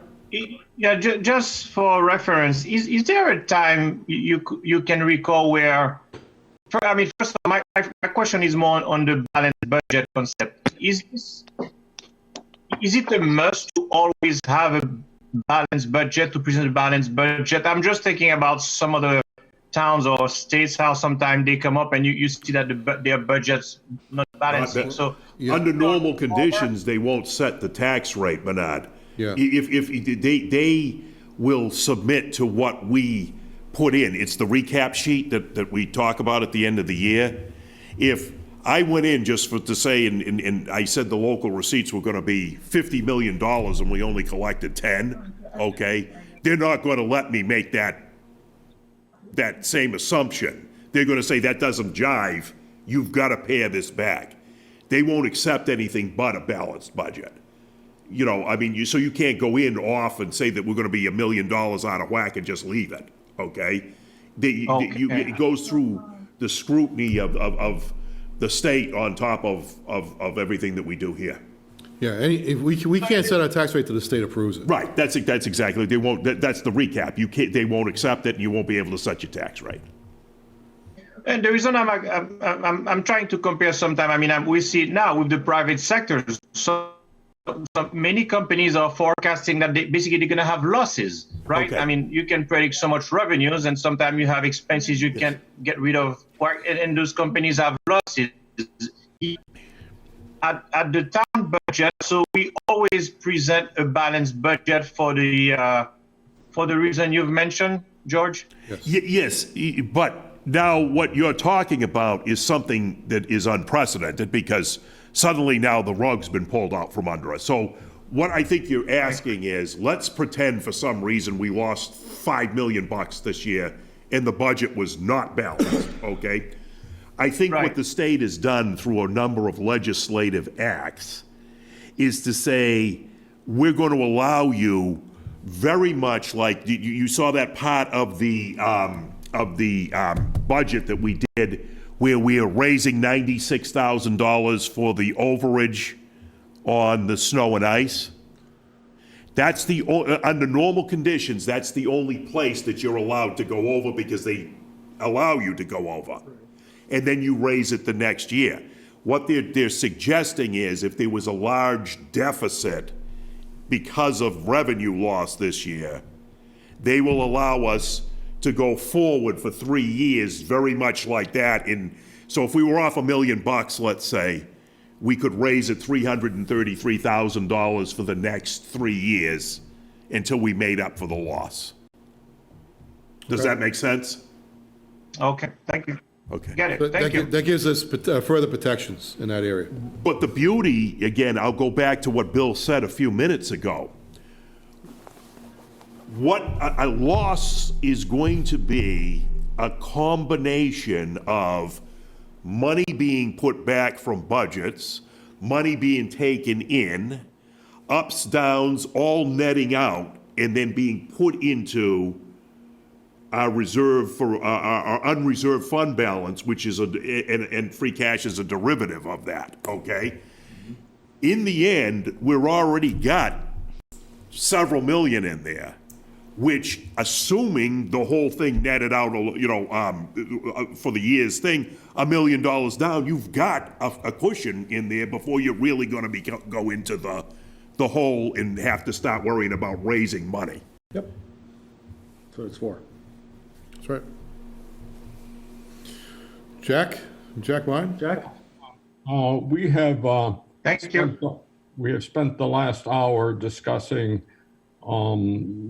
ways of chipping the budget here and there, cutting the capital and so forth, and tiptoeing around half of the budget, which is the school budget. Now, Tom had asked questions earlier tonight, perhaps others did, about, for example, transportation, and nobody has answers. Nobody in this room or in this meeting has answers. Should we be rescheduling a meeting with the school department on how they can trim part of their budget as well? And that's a question you have to ask them directly, Jack. But I think, I'm asking that. Yeah, it's a fair question. So let me just say, with respect to the transportation piece, the way I understood it the other day is that they're looking at their budget as a whole entity, and even though you may have saved money in transportation, they're still spending money in other areas that they're creating an overage, which is something that they're trying to fix by getting some help through the state, through the circuit breaker program. Yeah, and so Jack, we can continue to have that discussion. What I would say is similar to what I said last week, in that I understand in fiscal year 2020, the year that we're in right now, there may be some savings in fuel costs and some savings in heating costs. 2021 is what we're considering right now. My opinion is that it's going to be more expensive to operate in the new environment as we try to move forward and find some sense of what normal is. So we can continue the conversation around cuts to the education budget, but we would want to have some pretty strong justification for that and identify places where we think there's actual savings. We talked about it last week. We voted on we agreed to leave the school budget as is because much of the increase is local or state mandates, federal mandates. So we can continue that conversation, but we would want to have some concrete ideas around where we would find any kind of savings. And I know that's what Tom's question was, and it's in your question as well. It's the fair question. We might want to understand school expenses, run rate, as Tom called it, and we can take a look at that. So that I'm just trying to answer as best I can with the information we have currently, Jack. Does that make sense? Part of it is, I think the school department has significant questions as to where the expenses are. For example, to what extent do they have to spread out students or perhaps not have large classes? Right. But at this point, we are really having no conversation about it simply because the people in these meetings have no insight into the school department. Right. So therefore, we just go around the question. So just what you mentioned right there, Jack, that sounds like it would drive incremental cost, more cost than what's in the 2021 budget right now that the school department and everyone, the head of the school system, they've all agreed to. What you're saying is spreading more people out, which takes more real estate. It does. If everyone's back at school and we're spreading people out, we have to find more space. This year, we may save a few dollars on gas and heating, but if we're back in school next year, which I think people will be, there's no savings anymore. So that was an anomaly for the 2020 year. So the things you're suggesting are increases in cost as opposed to reductions. So I just want to draw that distinction that we can bring the school department in, but we're not, if we're looking for reductions, that's different than what you're suggesting, spacing people out and driving more cost into the system. So I don't think the word is increase. I think the word is changes. You will, for example, perhaps have no football program. We don't know that at this point. But there will be changes right across the entire school system, and we don't know what they all are. Some of them will be cost increases. Some of them will be decreases. No, that's a fair point. Right. That's a very good point, Jack. But I think that's a question you have to talk to the school department about, because quite honestly, that's an operational matter which I don't really get too caught up in. But I will say this though, that as I understand your question, Jack, is part of your question dealing with this current fiscal year, or is it more focused on next year? By definition, it has to be next year. Okay. So simply because we're looking at next year's budget. Correct, but I know that there's been questions about what's going on with this current fiscal year, but I think it would behoove you probably to have a conversation with them to let them explain to you what's going on with this fiscal year and next fiscal year at the same time, so they can answer those questions for you. Bill, it's Dennis. Yeah, In 2020, if there are unexpended line items in the school budget, just because of schools being closed, does that money go back to the general fund? Does it go to free cash at the end of the year? How It was that does. handled? They don't have a separate free cash. We go back to the town's general free cash. And quite honestly, you know, this is something that's really important for you to know. I've worked in a lot of different schools with a lot of different school departments, and this particular school department does not look to try and hold on to every single dime that they collect and that they use. They will try and turn money back if they can. And they have even in And a they have. normal year. In a normal year, they've tried to They do have that. turned some back. So you know, I've asked Bill, and Bill's been very frank with me about things, and I trust him. And I believe that he's telling me everything he can tell me about where they are. And he said to me on several occasions that, look, if we can turn back, we will. I just don't know at this point. He's still trying to figure it out. And I understand his position completely. Bill? Yes. As an adjunct, we've been talking about the school right now for the last few minutes, but as an adjunct to many other departments, and one of the reasons why I asked for the run rate was to find out whether or not there might be funds that would be returning to the bottom line to free cash. But on top of that, do you know, or has any department managers come to you saying, look, we're projecting that we're going to have a certain amount extra here. I know we budgeted it for next year, but we could actually get a jump on a purchase for something or an acquisition for something in this year because we had that money we're not using expended for someplace else? Pull it forward. Or is it committed to having to use it for what it was originally intended for and have to do it in the next year? I mean, there might be cost savings, there might be financing savings, or even just putting something into operation sooner so it helps out the taxpayers sooner. I don't know which department it may be. It could be any department, but I just didn't know whether or not anybody's come to you saying, look, we're going to save about 20 grand here, and I know we're requisitioning something for next year for 20 grand or 15. We could get that now and put it into service earlier. Is that a possibility? There's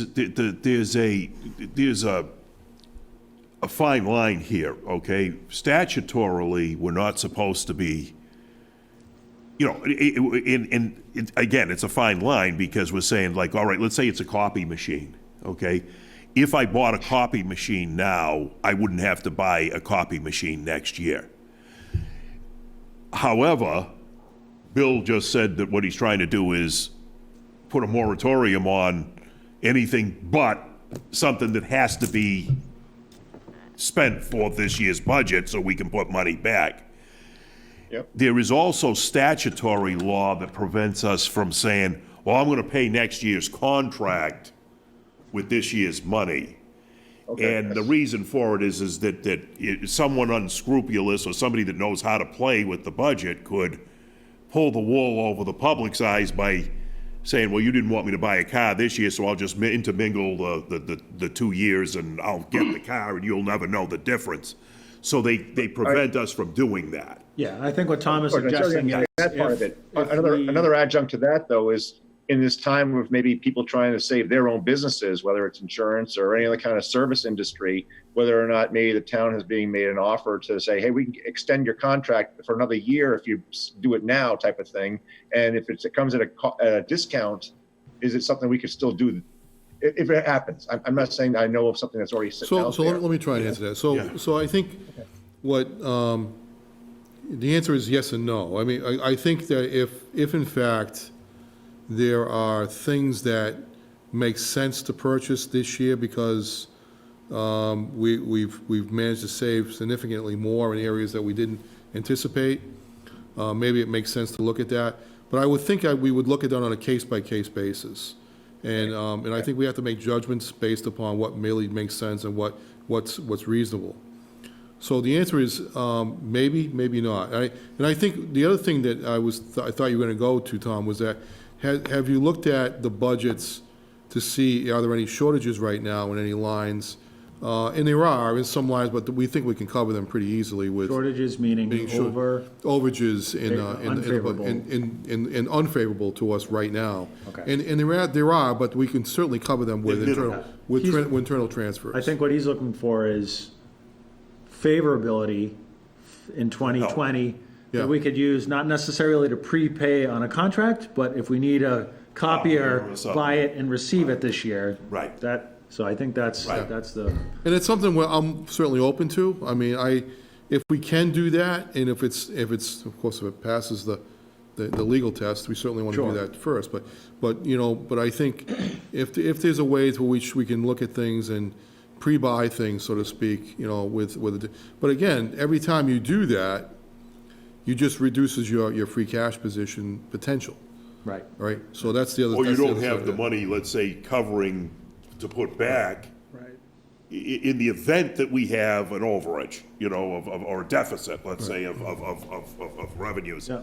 There's so many moving parts. you're Sources gonna- and uses of, yeah. Yeah, there's so many moving parts. This is why it's so hard to answer it, Right. So let me just say to you, this is my general feeling. I'm open to anything that's legal, morally, and ethically possible to do to make sure it works right.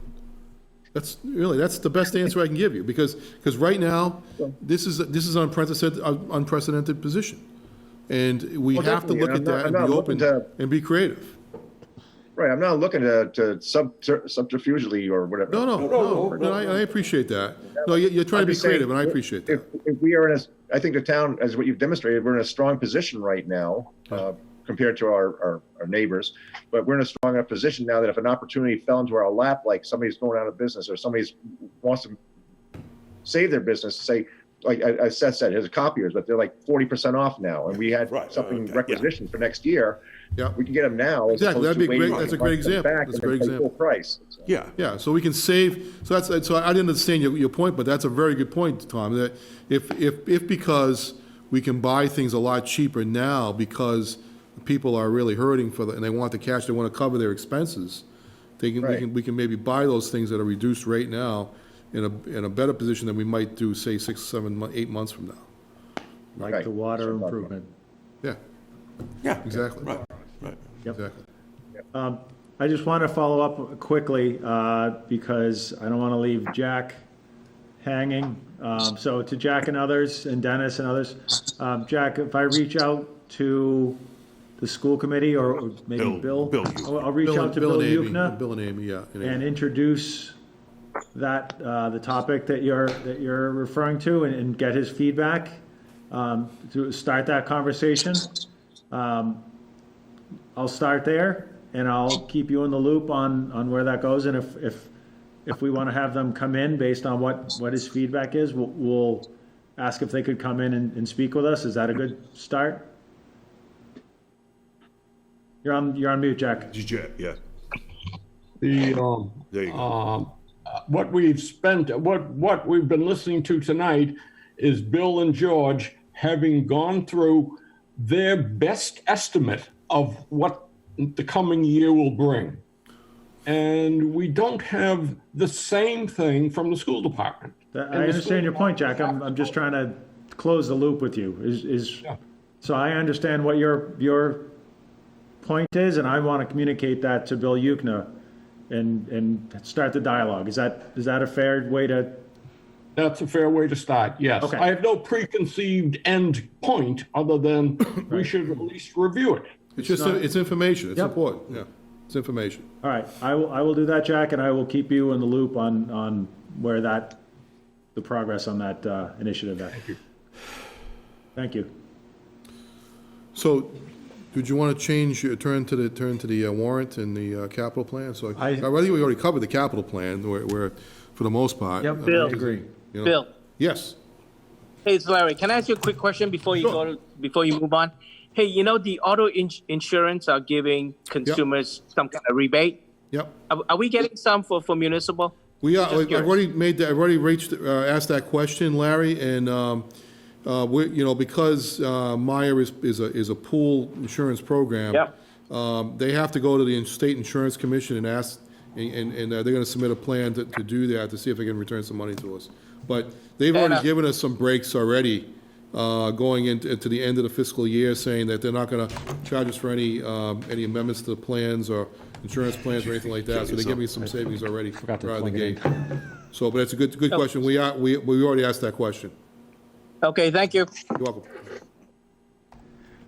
So if we're good with the budget conversation, I think what we would do now is as Bill suggested, move to the non-budgetary warrant articles. And you would take off well, not, it wouldn't be non-budgetary, but the only one you'd want to take off is So, yeah, so one thing I didn't, that's actually included in the warrant, you now have the warrant that was approved last night by the selectmen is now an 11 article warrant instead of 12. Okay. And the reason why is because they took off Article 6, which was the OPEB payment. Aha. All right, so that comes off. I mean, we can't even discuss that now at all, right? You haven't discussed it at all anyways, right? No, I'm saying that's something we can bring up to discuss anymore because they run the warrant and it's taken off. Yeah, it's been taken off. Yeah, as I was just, I know Larry spoke his support for that. I had one or two people actually ask me. I wrote down notes last night watching the meeting, and I agree not funding it fully to the 1.1 million that it was projected to be at, but I still have a hard time missing out on the cost averaging over the 10 years that $1 million is not going to be in there. That would save and could save up over 10-year span, could possibly with compounding of interest could be almost a half a year's payment by the end of that time, and based around 3.5% interest over the next 10 years annually. But that's assuming that we I'm just don't. wondering, even if we could just find some way to maybe fund part of it, even maybe 400,000 or So half a million. I actually addressed that last night, Tom, with the board, because I know that Dave Feldman actually shared the same concern. Can you not make a payment and are you comfortable not? I'm actually not comfortable not making the payment either, to be honest with you, but I also know that what the revenue's not gonna come in either. So I have to look at that realistically. So what I'm suggesting is that we look at it and we continue to look at it throughout the year. So if in fact, and we get quarterly estimates from the state, but the reality is that the governor has put a hold on hotel motel tax until August anyways. So we're not gonna collect any of that in the first 2 months of fiscal year 2021. So I think what we have to look at that, we won't be able to have a good handle on that number probably until, I'd say probably the end of the calendar year. But we'll have some indication whether some of that money's coming back in. Yeah. So, and then we can take a look at it maybe we do a special town meeting within the annual next spring and say, okay, we'll add a little bit more, or we can just double up on the payment that going into next fiscal year. We can add more to that payment. Okay. So that was one way of dealing with that, Tom. Listen, I'm with you 100% on that.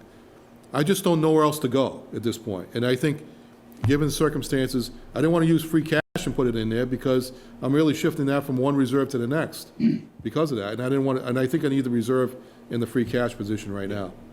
So. Okay, Bill, I watched it last night, and I know you guys debated it pretty heavily last night as well. There was as much for the benefit for the rest of the committee here who hadn't heard it last night. Yep.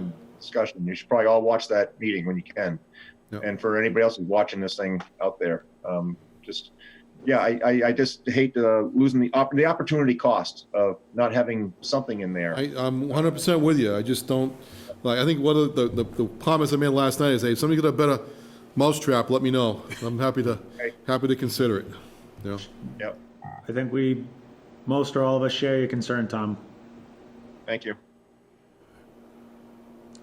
Okay. Right, so articles. Which articles did you want to look at this point? Well, some of them are sort of boilerplate or standard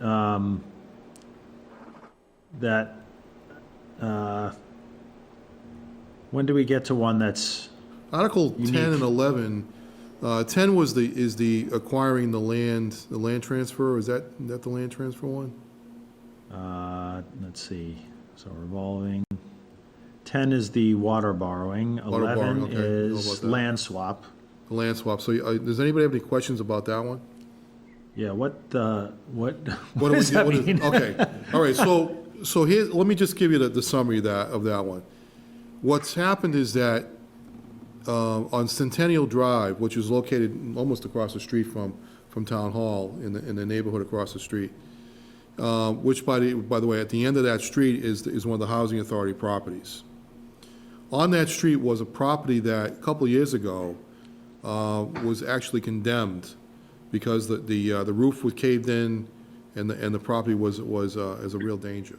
So it was a private, It was a privately Privately owned owned. piece of property, Single- but it was single. in tax title. All right, so the town, people had not paid their taxes. okay, So the town actually acquired it through tax title purposes. So we own it now. The town owns the property. okay, And during the past year or so, there's also another property that's in really failed condition, located right next to the back of the fire station property, next to the funeral home on, what's the name of the street? That one, Rock Hill Road? It's Rock Hill? directly across the street from us. But it's located right behind the old CVS property and where the flower shop is, located behind it. There's an old, that property has been abandoned by the housing authority, and the reason they did it was because the septic system had failed. And so sewer was not available at the time. So they didn't repair the property effectively. So that fell into disrepair. So now you have the two properties, one that, and now we're trying to redevelop the downtown area. We could use some extra space for parking in the downtown area. So what makes sense to the housing authority and to the town was to take the property that the housing authority owns and swap it with the town on Centennial Drive. And the Centennial Drive property would make a great location for a new duplex. okay. Okay? So that would, and it'll be a nice improvement to that neighborhood as well, because it'd be a brand-new property that would actually help upgrade that neighborhood a little bit as well. And so the area that would be behind the flower shop and next to the funeral home, et cetera, that area will become parking effectively for the new development, and public parking for the downtown. So the town owns the Centennial Drive property. housing. Yep, and No, the Centennial Drive property is owned by the town. right, We're trying to swap that with the housing authority property, okay? So. yep, so the housing authority is not, so who is that exactly? Just That's the housing authority is the state and local arm of, they provide affordable housing to seniors and people that can't afford. Sorry, how did they come to own that? They own the property, the housing authority owned the property, has owned the property for years. Oh, it has, okay. Yeah, it was not something they recently acquired, it's been in their ownership for years. But that was a single-family residence too, that we're talking I about? believe it right was single family, it may have been a duplex. Yeah. But it was a single family type. But they owned it, and what was it, The septic system failed Yep. on it, so they just never repaired it, and Okay, it fell into disrepair. so nobody, that's gonna be just, It'll be leveled and it'll turn into public parking okay. for the downtown. So the town will take over that property and basically level it. So it's a swap, It's a swap, it's a land swap, is what it is. Paul? Would this be free of any liabilities or Yes, encumbrances in both directions? yes, in both directions. Okay. Is there valuation associated with either? Yeah, well, the value is almost identical, so we've actually done. How convenient. Yeah, so it works out pretty good. There's no negative situation to either one. And why, okay, so they would buy, so the FHA. It's just a swap. Yeah. Just a swap. And they own property, apparently the housing authority owns property everywhere in the. In different locations They're throughout in all town, the yeah, they do. towns. Oh, I didn't know that. One of the bigger projects they're looking at right now is off of Walnut Street. Okay, They're looking to build another one down there, a big one, but they're waiting for funding from the state and federal government for that. and that's just like public, like you would see public housing, they use that as public Centennial housing? Drive is a housing authority property. Centennial And they Drive. rent it out? So, Yes, they do. so Bill, the net Committees effect of that all are this set would be up adding another by- property to the tax rolls? Yeah, that'd have to be, right, Pete? to make sure There's a it's all local housing equitable. authority, yes, Yeah. there is a local housing Okay, authority. ah, you learn something new every day. With a couple elected members and, Somebody there's appointed by the state, there's an Yep. appointee by the state, that type of. Okay, what is it all sounds like a good idea. It's an idea we've been working on for a while, and it Yeah. makes sense. Of course, we don't know if somebody's gonna object to it, but at the end of the day, it does make sense for the help in the Somebody in the downtown. neighborhood potentially So might, Bill, Potentially, yeah. so Bill, from Tom here, does that mean the net effect of this land swap would actually add a property to the tax rolls?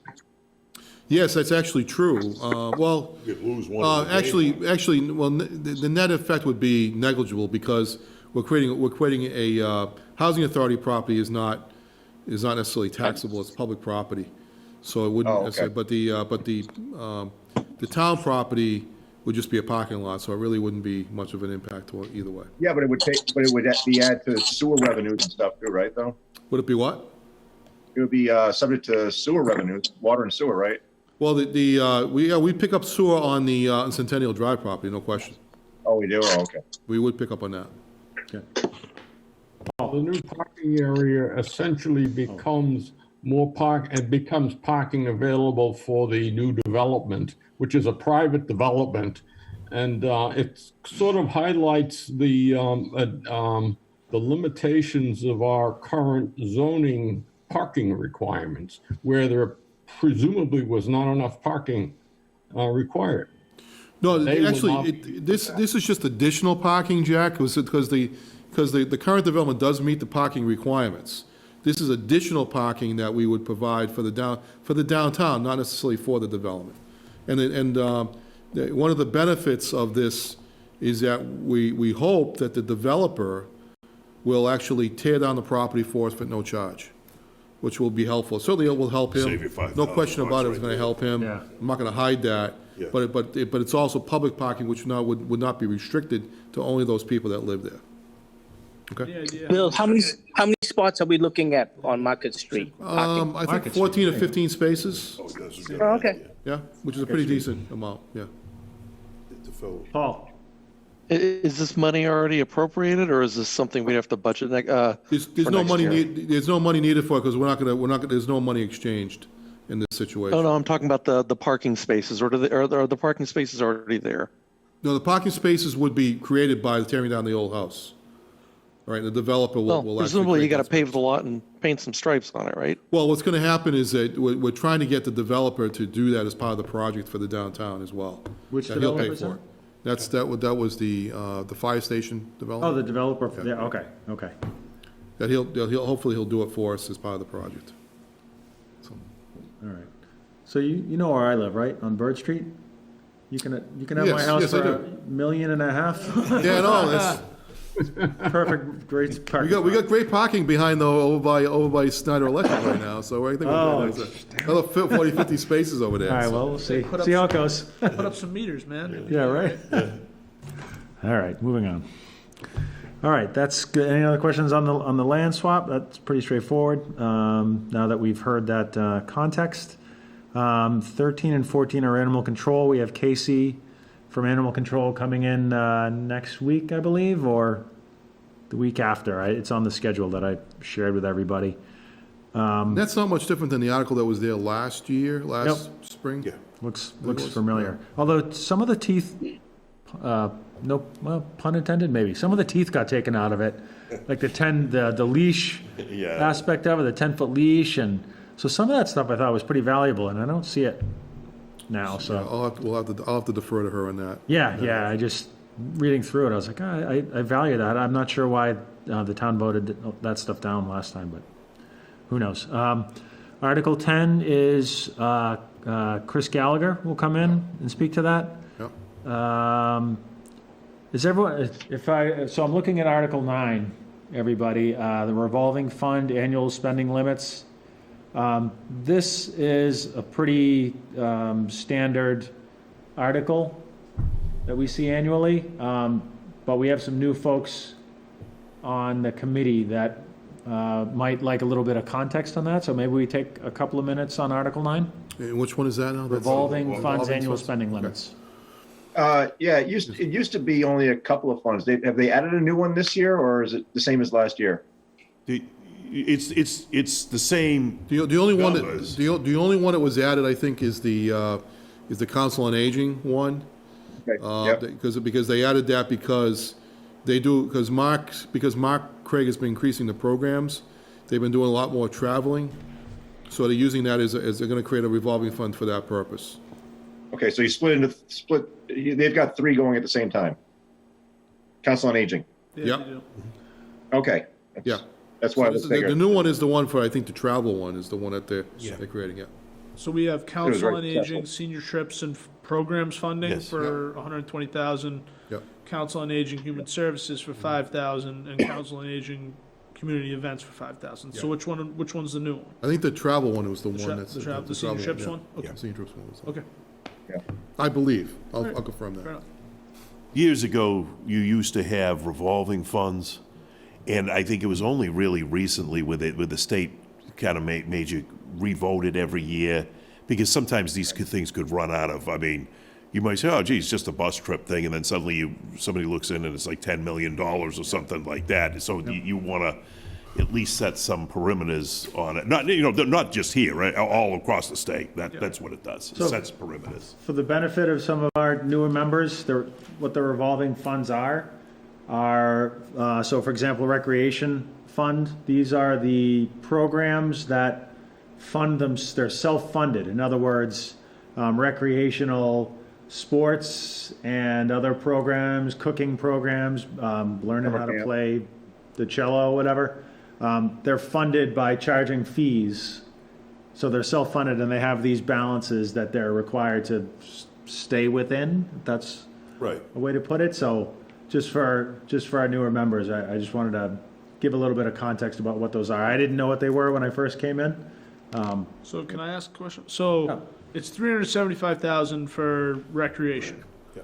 And they have all these fees that come in, and so it brings them up, say they get $400,000 in fees. Does that mean they can spend 775 max? How did that, No, what you just did, that's the purpose right, of what you're doing right here. Right. You're saying you might take in 500,000 just to Right. make this, right? right.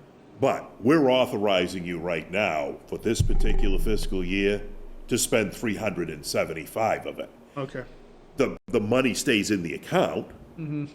It comes forward into the next year, you revote again and say, I'm gonna, if it's Got it. 370, and then Got it. and by the way, the word revolving it's like a revolving door. It doesn't require appropriation. The money comes in, the money goes out, hence the revolving Yep. door, To that point though, George, the Recreation Revolving Fund Yes. can spend 375 according to this in 2021. Yes. How much are sitting in these accounts? One. As of right now, about $157,000, because we just went over it today. Okay, Yeah. Okay. And we're a little bit concerned about this one, because, if recreation programs are bust this year, right.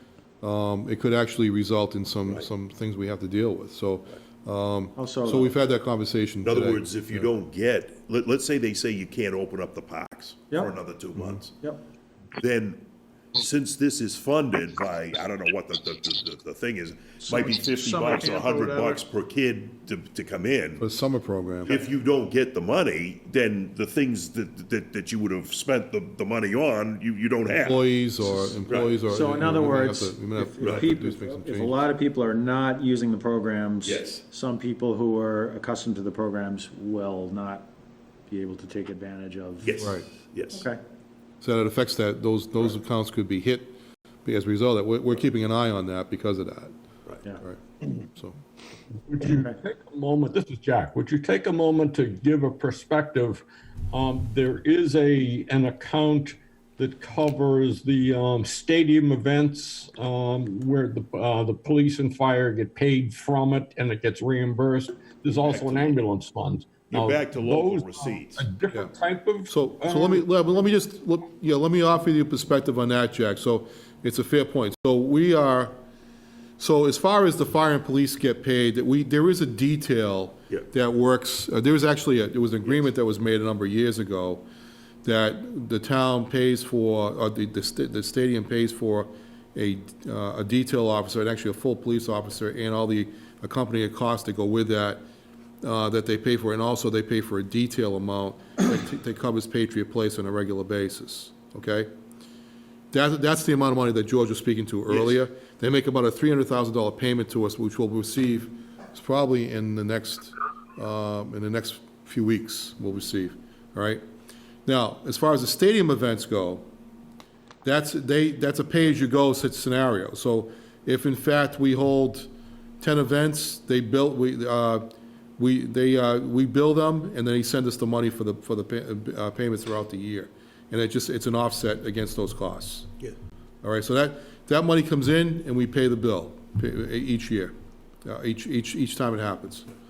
So, so if there's no police officers working those events, then there's no bill. So there's no cost associated with them as well. That's not a revolving account at all.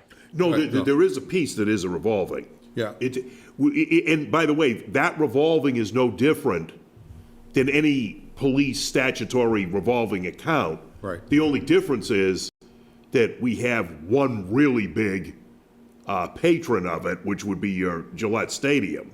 Right. And whereas in other towns, it might be, this local store used them for one day, but you got it pretty much every weekend. So again, the policeman goes up, he works the detail, but he's on the company's money, not the town. And then they pay us, and we put it in the revolving account, we pay the police officer.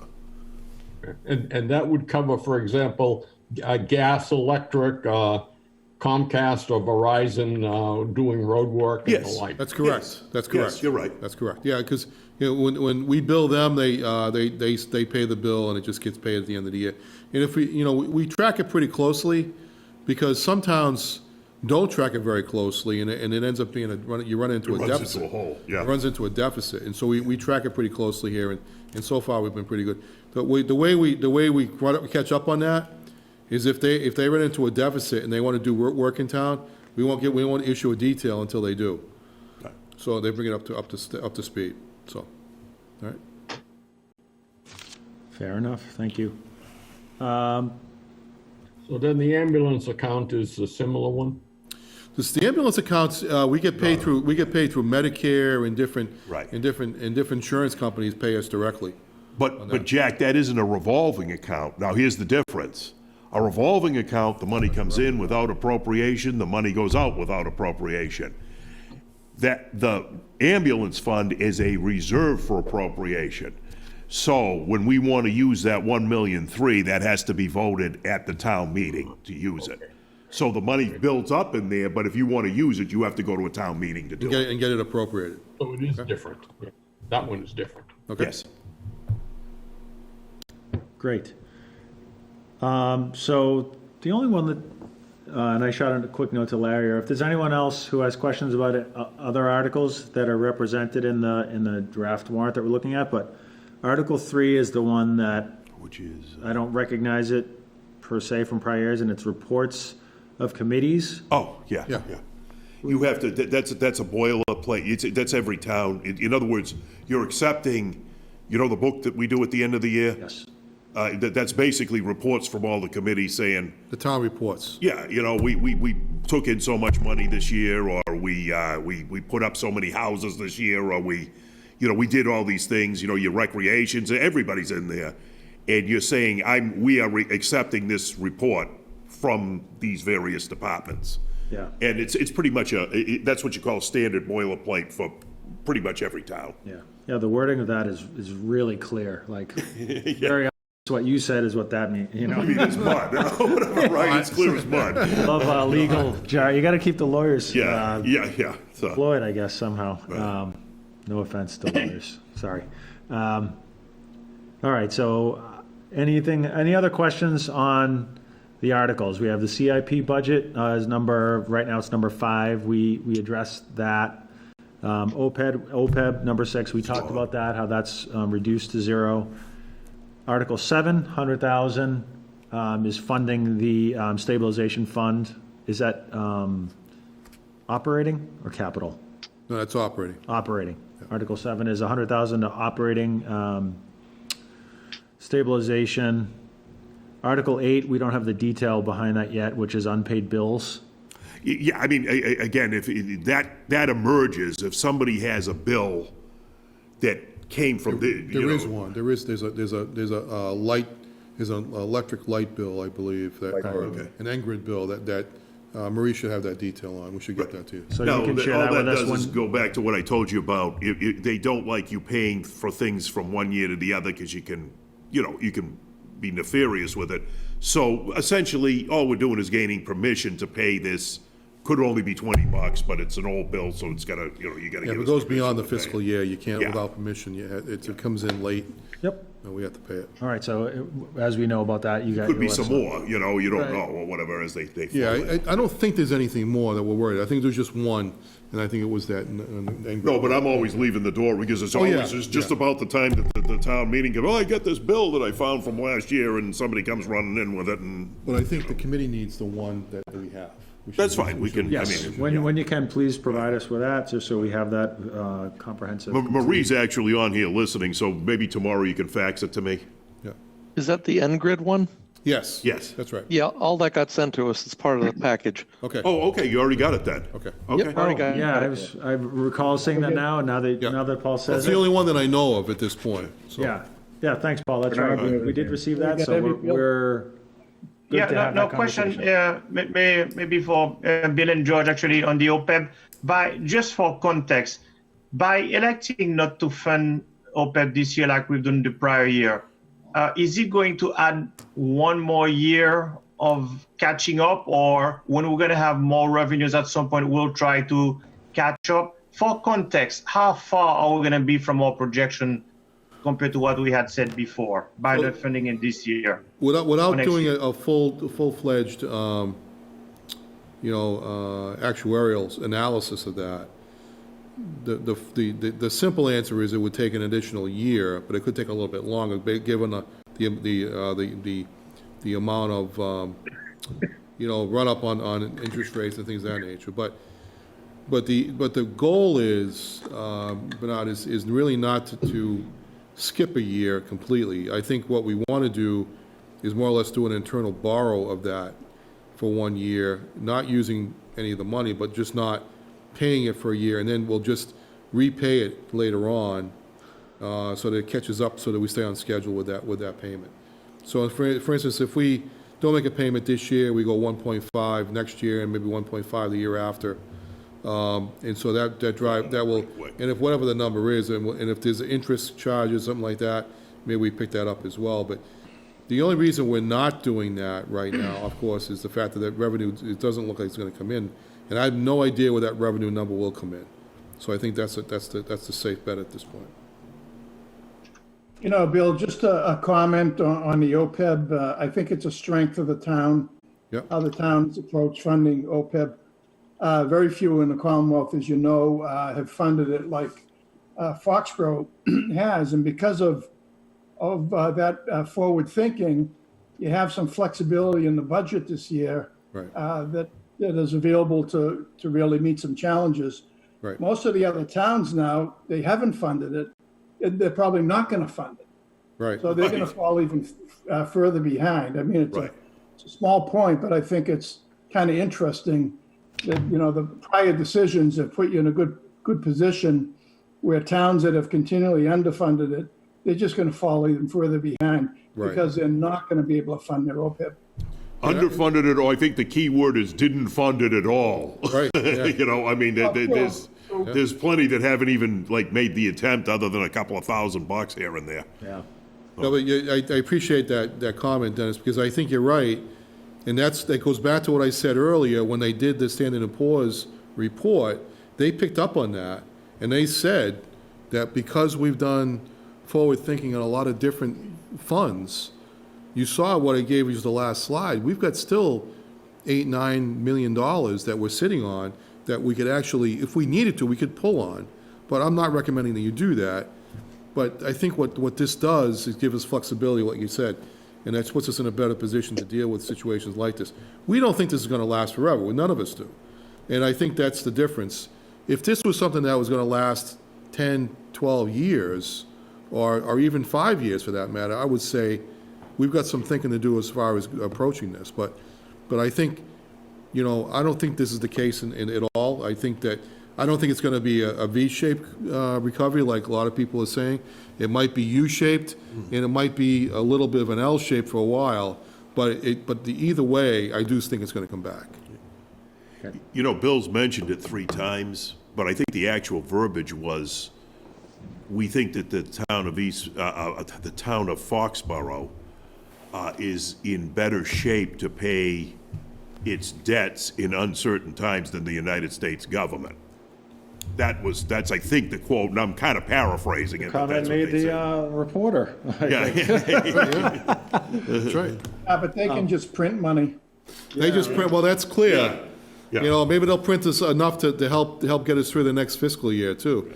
But, you know, that's the bigger concern I have, you know, quite honestly, is, you know, when are we gonna start paying the piper on those $2, $3, $4 trillion impacts that we're dealing with right now? Right. So, Thanks, gentlemen. So one point to clarify, Article 6 was OPEB. That's Gone. down, so we're down one. Bill, you mentioned a 13, sorry, you mentioned 11 article warrant. Yeah. There's 13 on the version we have, so reducing 13. so I think the only one that was taken off was the one where was Chris, I think, took one off. Was it dealing with, I don't know which one it was. I don't have it Hey, in front of me. Seth, Yeah. in my copy of the document, there's no Article 12. Same here. I think it was just a numbering error. No, there was number, two, okay. yeah, there was two, there's two animal controls. I think there's only one at this point. Okay. All right?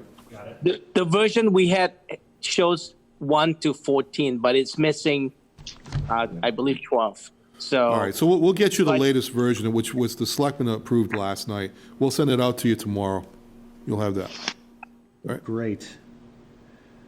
I think that is it Okay? for that portion of the program. You guys good for that? Everything we've covered thus far? Great. We just have good. some, All good. okay. All good. All right, thank you very much, gentlemen. Thank you. Bill, George, thanks very Thank much you. for coming in. Bill, George. Appreciate all the Thank you. insights, context, information. Really helpful. All right, thank you all very much. a Keep great up the good night. work. Right now, I got the Burger too. King in my speed dial. Oh, yeah. Sounds My pretty wife good, says, "Oh, you actually. gotta start eating healthy." Yeah, at 9:30 at night, I'm gonna go find a salad. Tomorrow morning. Hold on a second here, just before I go here. So, Paige Duncan just texted me while I was at the meeting, talking about the housing authority lot. Yeah. Yeah. And the developer's actually required to do that tear down and pavement of that lot as part of the project. Oh, So great. it won't cost us anything. Nice. We just have to transfer the property. Okay? That sounds good to me. Thank you very much. All right, guys, thank you. Thank you very much. Have a good Carefully. night. You too. All right, folks, sorry, 1 second here. Okay. So I had one quick item regarding just article assignments. So just sort of so as some of the newer members may know already, in the first session in the fall, we were assigned articles and had write-ups for that ended up in the patch. So it's a similar thing for this session, where we'll be assigning articles, so Articles 1 through 11, across our committee membership to represent that article at town meeting in June. So I'm introducing that now for you to start thinking about which article that you would like to cover at town meeting, and also do the write-up that we would include and publish in the patch. So if anyone has thoughts, I'm sure people are going to want the juicier ones, like the land swap is kind of interesting, and the animal control is kind of fun. Some of the earlier ones are a little bit dry, the sort of boilerplate ones we talked about. But think about that. Shoot me a note if you have something that you're interested in covering. Let me know. But otherwise, I would take your feedback and try to have those article assignments for next week. So house cleaning, that's the word I was thinking of. Is that the right word for this type of, okay. So, does that make sense? Is that clear to everybody about what I'm referring to? Totally. Okay, Sorry. so you can shoot me a note, whatever, Seth, maybe- Bernard? Oh, no, just question on Article 4, the operating budget. Traditionally, is it the chair or the vice chair? Remember how this is, I mean, we have to take like 3 or 4 drink of water to Yeah. go through all the different line items. I don't know if you would like to maybe elaborate on this one or based on the past experience. So. I was going to volunteer to do that if somebody else doesn't want to stand up that long. Yeah, so Bernard, it sounds like you're saying that traditionally it's been the chair or the vice chair of the committee. Yeah. I'm not married to that idea, so if you're raising your hand, you have the experience already where you've done that before. I'm perfectly happy with helping or passing that over to you. I know you can handle it. Bernard, you just put your head in the noose. So To your point, Seth, it's just that it's more the reading of the dollars all the way to the cents, and we have it's really very straightforward. Yep. Especially, actually, in many ways, it's already done. It's just really repeating the different columns. So one could argue that other than the speaking out, and I'm just thinking that now that we'll have to do it virtually, I'm not sure if it's worth talking about another way to do it, but I just wanted to just put it out. If anything, it's the easiest one because it's already done. It's just putting it into column and reading it. I'm just thinking about the virtual concept of it. That's all. I just mentally penciled your name next to that article, Bernard, just so we're on the same page. Great. Any other items or questions or comments or topics that people needed or were interested in touching on before we adjourn? I'm all set. No, I think if anybody's been watching the town meetings, the Board of Selectmen meetings recently, but the town is now in a situation where we're dealing with what was voted as an article last spring, which was the dog issue. Oh, yeah. And I just didn't know if anybody has heard or had any kind of sense as to how that's going forward. I meant to ask Bill, but I didn't think that was the time and place right now to do that. But it just seems like we debated over 3 weeks and had issues with our own people going onto the floor to speak about this, Stephanie, that it certainly hit a nerve, and town voted on it. And we said, oh, this thing happens maybe once every 5-10 years. And immediately in the first year, it's being utilized. So I just want to say, I kind of hope that this committee helped thresh out the whole discussion on that important issue. And we'll see how they actually manipulate it between the Board of Selectmen and Bill. Yeah. I mean, I didn't watch yesterday's, but I watched the one before that Larry sent us, and that one topic of conversation was like an hour and a quarter. Yeah, well, they read the letters from everybody. Yeah. Yes, exactly, and had the ACO there, and the guidelines still did not feel clear listening to that. That's kind of why I was asking. It's like, did anybody else see this and see? Is that what we voted on, or is this already coming undone under the Klieg light of an actual circumstance? So real quickly, remind me where we landed on that. Is it that the board can defer the decision to the town manager? Is that what current? That is not, based on last week's meeting, that is not the current status. No, that was defeated at the town meeting. That was what, Jack? That was defeated at town. Yeah, meeting. exactly. So they again talked about in the one a week ago or whatever it was 2 weeks ago, bringing that up again. So currently it's the purview or the responsibility of, obviously based on last night, it's the responsibility of the Board of Selectmen exclusively and consistently until it changes, right? Mm-hmm. Okay. Yep. Thank you for that. Yeah.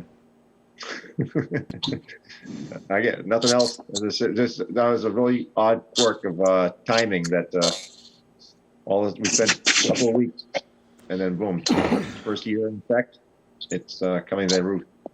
Does anyone who's been on this committee for a while miss our marathon sessions to 11, 12 o'clock at night? I'm trying to stretch one out, but I struggle. I don't know. Hey, Well, Seth, maybe just as a reference to your point, you may recall when you had sent out to all of us last week a series of documents. On that, there was a workbook, and on a tab of that workbook is the FY21 budget request with the position reduction.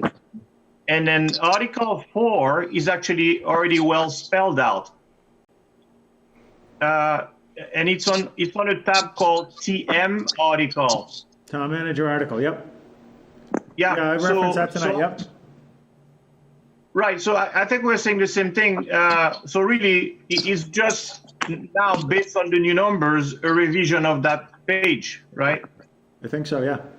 Yep, that Yes. will have to be read at town meeting. Yes, you Agreed. will.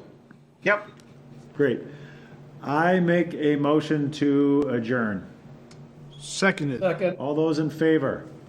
Hey, Jack. Six. That's 8. 8 in favor, 0 opposed. Thank you, everybody. Thank Have a you. good night. Good night. Talk Night. soon. Thanks a lot. Yep, good night.